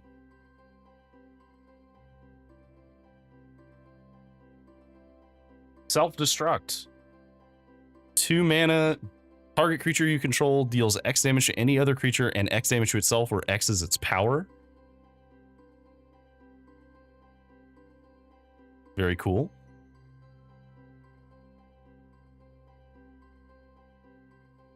Clash of the Icons. Full art. So 1 mana, choose 1 or more. Target creature fights, target creature and opponent controls. Remove a lore counter from target saga. Put a lore counter on target saga. Okay, so potentially very cool. Could work really well with the new sagas. For reference, fighting is a creature deals damage to another creature, and that creature deals damage to the original creature. So it's kind of as though they did combat and they blocked, but it's a way to force damage onto a creature without having combat. So tends to be pretty good. We'll set that one to the side. Next up, we have a foil Clash of the Icons, the card we just saw, but now it's also in foil. We have a foil Plains, which is our 1 land, I think. So we'll put that with the rest of the lands. Stiltskin, Moogle Merchant. He is in, I don't remember. I think we already got one of him. So his whole thing is that you give someone else something that you control, and if you do give it to them, you get to draw a card. That's cool. Kind of neat. Another Oka. Cloud, ex-soldier, the full art version. Wow, look at that. It's not foil, so it's not causing any problems with the camera. This is the face commander of the Cloud deck, but in foil. Or in, not foil, in full art. Set that one down. We definitely want that one. Yuna's Whistle. So we haven't found a Yuna, but we did find Yuna's Whistle. Pay 3, reveal cards from the top of your library until you reveal a creature. Put that card into your hand and the rest of them bottom of your library in a random order. When you reveal a creature card this way, put X +1/+1 counters on target creature you control, where X is its mana value. So potentially really cool, good way to get a creature, and also gives another buff as well. So it could be good. We'll set that down here because we do that. Thrum of the Vestige. We got one of these as well. This is the Lightning Bolt reprint. Looks very cool. So this is the token, which means that this is our last card. The foil token. So our last card is Genova, Ancient Calamity. Genova is a 2 black and green. At the beginning of combat on your turn, put a number of +1/+1 counters equal to Genova's power on up to 1 other target creature. Becomes a mutant in addition to its other types. When a mutant dies, during your turn, you draw cards equal to its power. And it's a 1/5. So ideally, you want to buff Genova, and then you want to enter combat, put some tokens on a creature, and then swing and hope that they kill it, so that you can draw cards. So it is in foil. I love the art on this. I kind of want to build a commander around this, because I do have a Mothman deck, which is fun. But this is kind of specifically a Golgari commander, because it's black and green. And I don't have a Golgari deck right now, so this could be a fun one to use. We'll see. I definitely want to, I do want to sleeve this one for sure, as it is a full art and foil.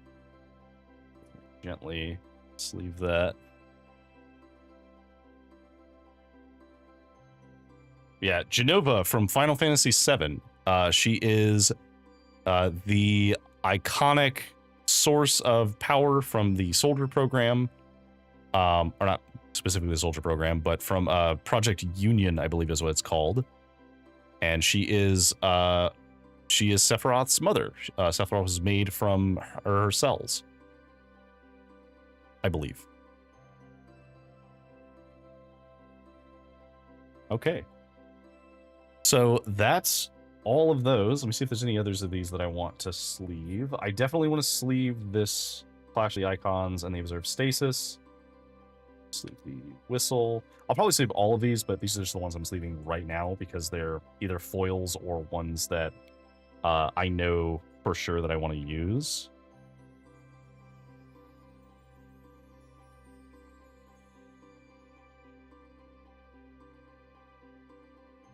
So we'll set these ones to the side so we can put these into sleeves. But we'll look real quick again, as we did get a couple of neat ones. Those are cool. No golden chocobo, unfortunately, but that's okay. We weren't expecting to get a golden chocobo. That would be absurd. But happy enough with the Genova and the Sephiroth. I think it's very fitting that two of the cards that we get from our collection of the collectors, sample packs and booster, are Sephiroth and Genova. Interestingly, the Sephiroth that actually uses Genova cells as well. So, you have to focus. There we go.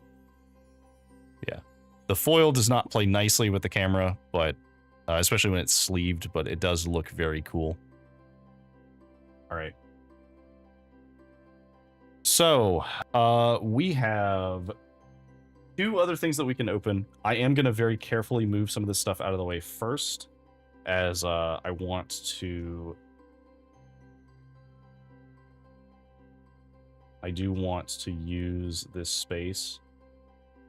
So we showed off the secret layers from the Grimoire set yesterday. And I have the weapon set and the game over set as well to open. Now, the caveat is the game over set, I tried to get it in English, but it was sold out by the time I managed to get into the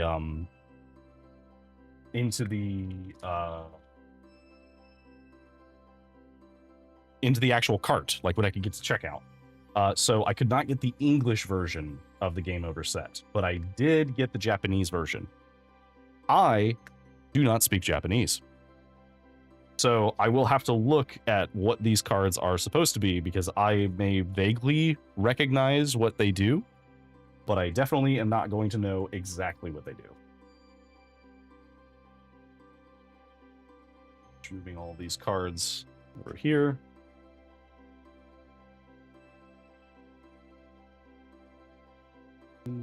Set these. Set these to the side. All right. We do also have the starter kit. I'm not going to open it right now, but we do have it. This is the... it comes with a Sephiroth deck and Cloud deck. They're okay. When I was looking at the deck lists, they're fine. I think that there's a few cards out of the Sephiroth deck that I might want to use, and the Cloud deck probably has some stuff that should go in the Cloud commander deck. I am a little disappointed I did not get a Buster Sword, as Buster Sword is very good. I might have to see if I can trade for that at some point, but for now, I'm not too worried about it. I'm not going to be using that deck anytime soon, so it's not a priority. All right, so first things first, we have, well, let's not open Game Over first, because Game Over is the one that's going to be in Japanese. So we're going to open the weapons one first. So let's just go ahead and pull this open. Now with Secret Layers, these do not print cards from the actual Final Fantasy set. These are reprints of other cards, but with Final Fantasy art. So they do come with these little inserts.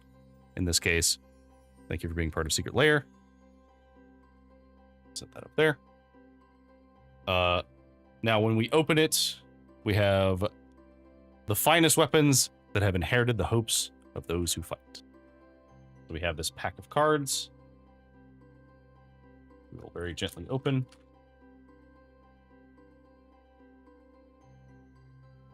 We have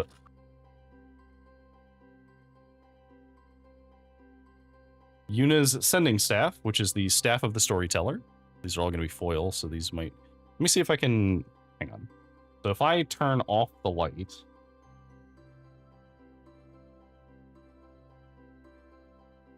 Okay.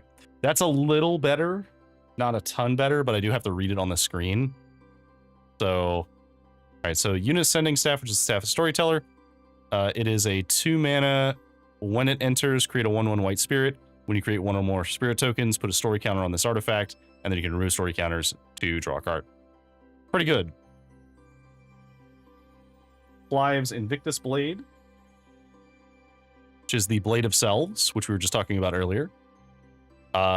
Equipped creature has Myriad, which means that when it attacks, you make a copy of it that is attacking, tapped and attacking each other opponent. So if you put this on a creature, that creature makes 2 copies that attack the other people that you did not attack. Cloud's Buster Sword, despite the name, not the actual Buster Sword. This is an Umezawa's Jite, which it is having a hard time focusing on. 2 mana, when it deals combat damage, put 2 charge counters on Cloud. Cloud's Buster Sword, remove a charge counter, either give the creature +2/+2, target creature gets -1/-1, or gain 2 life. So, good card. Probably will use it in the deck. Gaia's Dark Hammer, which is a Colossus weapon. This is the Colossus Hammer. This is a 1 mana. Equip for 8. Equip creature gets +10/+10 and loses flying. So it is a meme. It's very, very strong, very cheap to play, but very expensive to equip. But there's a lot of ways of cheating around that cost. For example, Cloud himself can attach the hammer to himself. So potentially very good. We'll probably put this in the Cloud deck. Titus's Brotherhood Sword. This is the Sword of Truth and Justice for 3 mana. Having a hard time focusing on it. Come on, camera. Come on. If I pull away a little bit, is that better? There we go. So equipped creature gets +2/+2 and protection from white and blue. When it deals combat damage to a player, put a +1/+1 counter on a creature you control, then proliferate. So this is a very good card for the Titus deck. Very cool. And our bonus card is Armiger Unleashed, which is, looks like Forge Anew. 3 mana, when it enters, return target equipment from your graveyard to the battlefield. During your turn, you may activate equip abilities anytime you could cast an instant, and you may pay 0 rather than pay the equip cost of the first equip ability you activate each turn.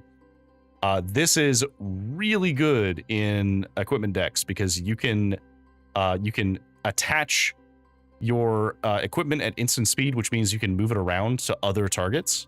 So very cool.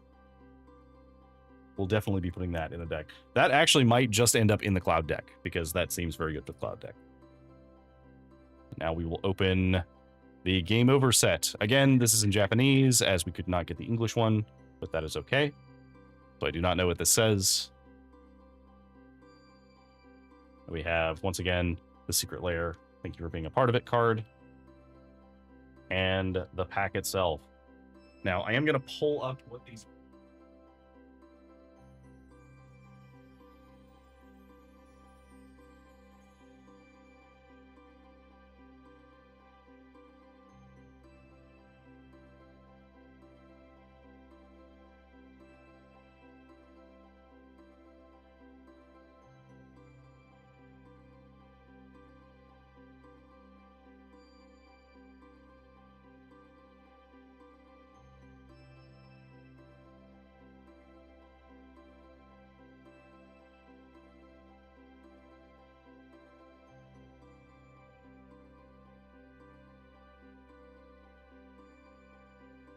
All right, here we go.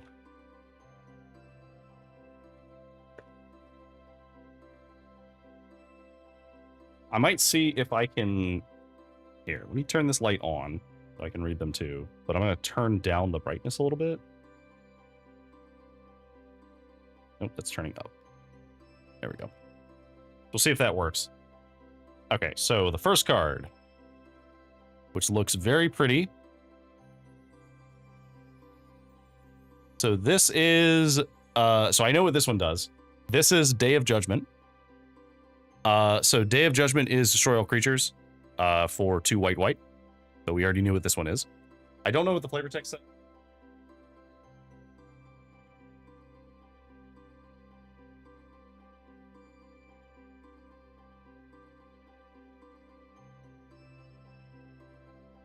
But it is, so this is Spira's Punishment. So this is the Final Fantasy X card.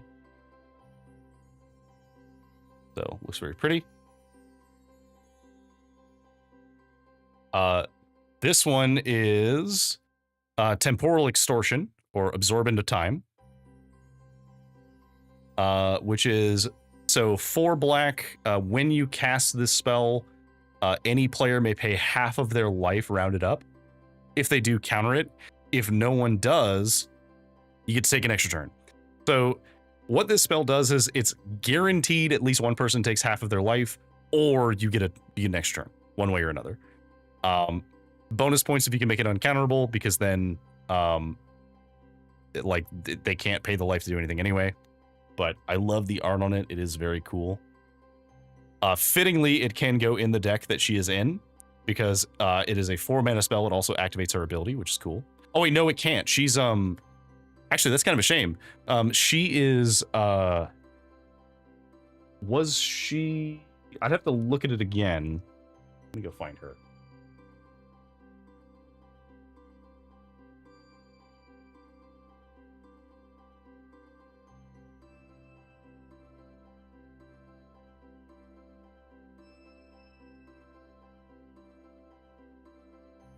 Oh no, okay, so it does work on her.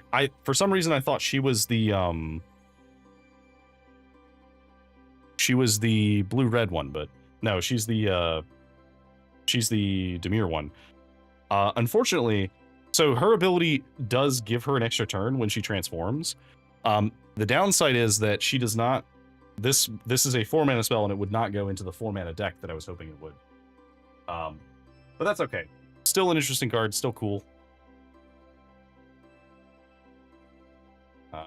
See, so next up we have, this is Toxic Deluge, which is Merciless Poisoning. This is the Kefka poisoning reference that we saw earlier, which was the poison, I think it was Poison the Well, or Poison something. Toxic Deluge, classic card, pay 3, and then you pay life, and then all creatures get -X, where X is the amount of life that you paid. Pretty cool card. So, very neat. This one is Unseat the Usurper, or Praetor's Grasp. So 1 black, search target opponent's library for a card, exile it. Then that player shuffles. You may play the exile card for as long as it remains exiled. So in Commander, this can be kind of useful. You can, if somebody shares a color, you can get something that's kind of useful. Unfortunately, this otherwise just says search someone's deck and remove a thing. I know in Limited, this was very good, because if you're playing a match that has like mirrored mana costs, you can like use that spell from them, which is nice. But yeah, there's a few decks I think I've run Praetor's Grasp in before. Usually I use it just to exile something useful from someone's deck. Sometimes I do get something useful, and if you have things that allow you to tap for any mana, you can cast those. So since I run Chromatic Lanterns, this can still be used because I can still cast their spells. Ooh, Sephiroth. So this is Meteor Fall, or Star of Extinction. So this one is destroy target land, and it deals 20 damage to each creature and each planeswalker. Very cool. Very, very expensive for land destruction and a bunch of damage to stuff, but it could be good. Like there's at least a couple of decks I've seen that run one of these just for the meme, so I might use it in a deck at some point. We'll see. And our bonus card is, I don't know what that is. I thought that this was going to be something else, but I don't know what that is. Hang on.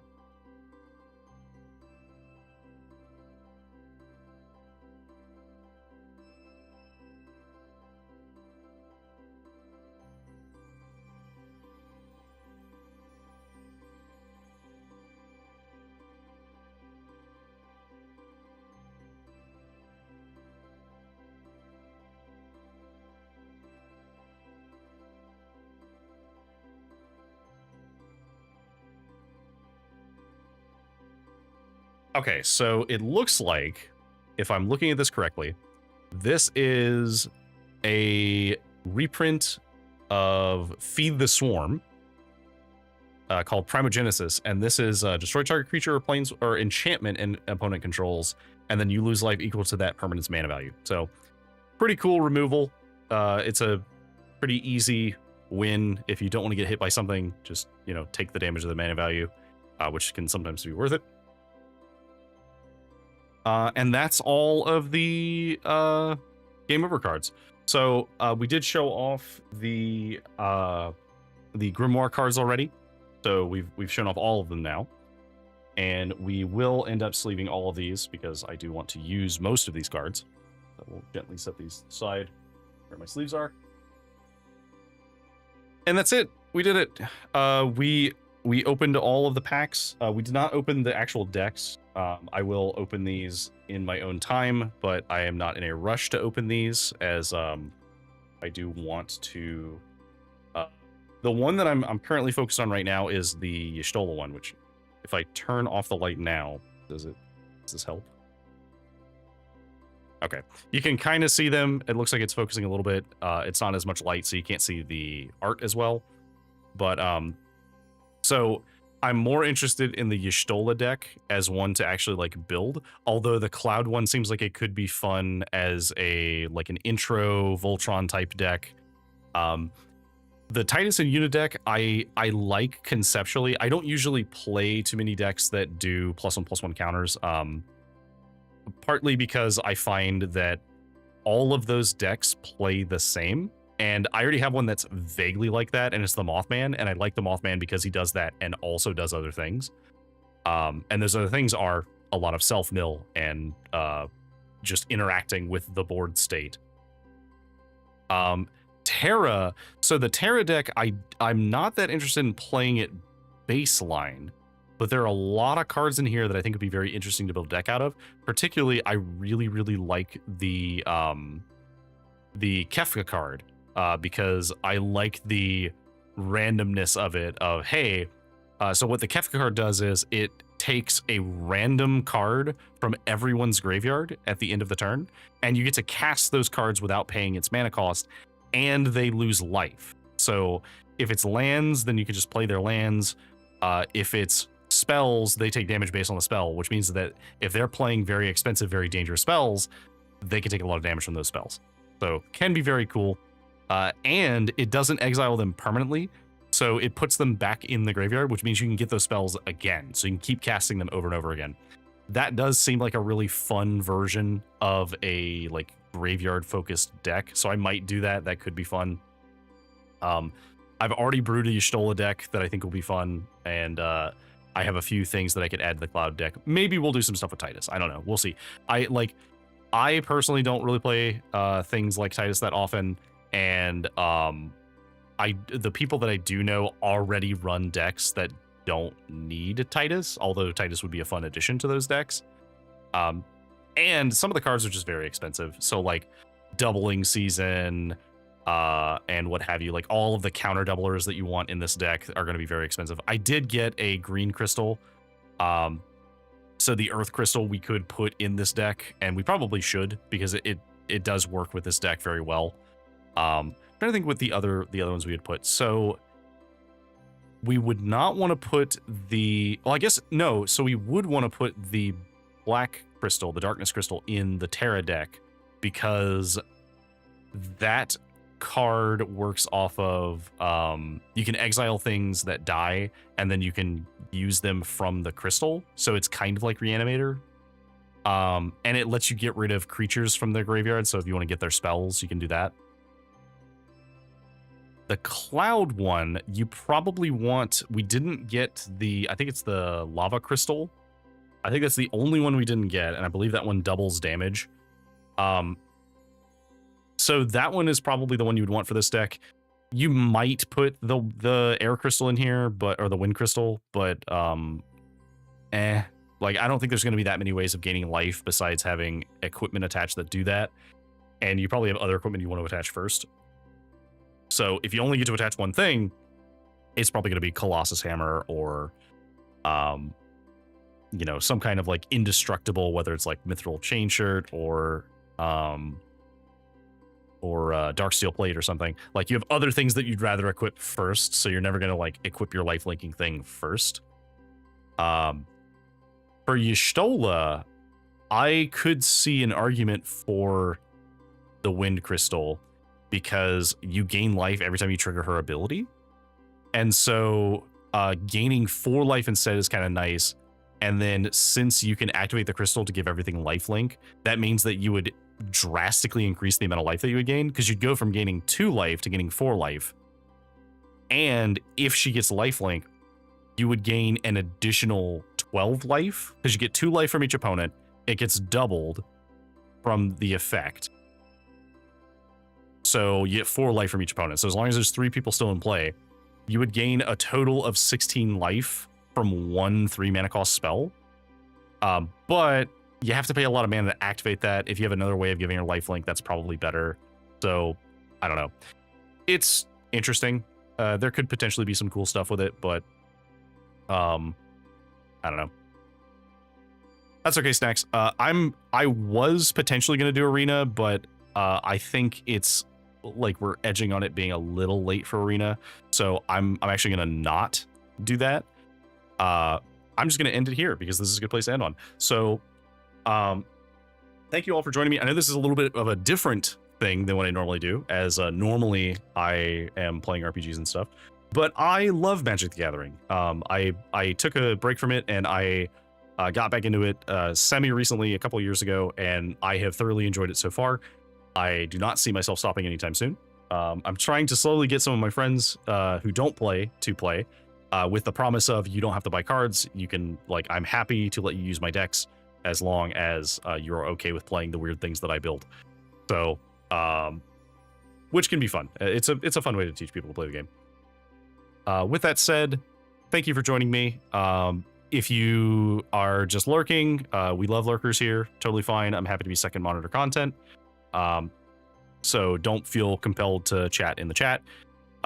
If you are not currently following, you know, do the regular follow things. Hooray. Yeah. You know, algorithm type stuff. Follow, subscribe, all that fun stuff. And my regular schedule is resuming this week, so I'm going to be streaming on Tuesday and Thursday again. We are going to be continuing Oblivion on Tuesday. We may finish on Tuesday. I don't know if we're going to finish it. If we don't, we'll finish it on Thursday. If we do finish it, we'll find something else to do on Thursday. I have a few things on my list we could do.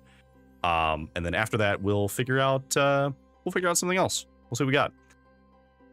But thank you for joining me. This has been Deckard, and have a good day.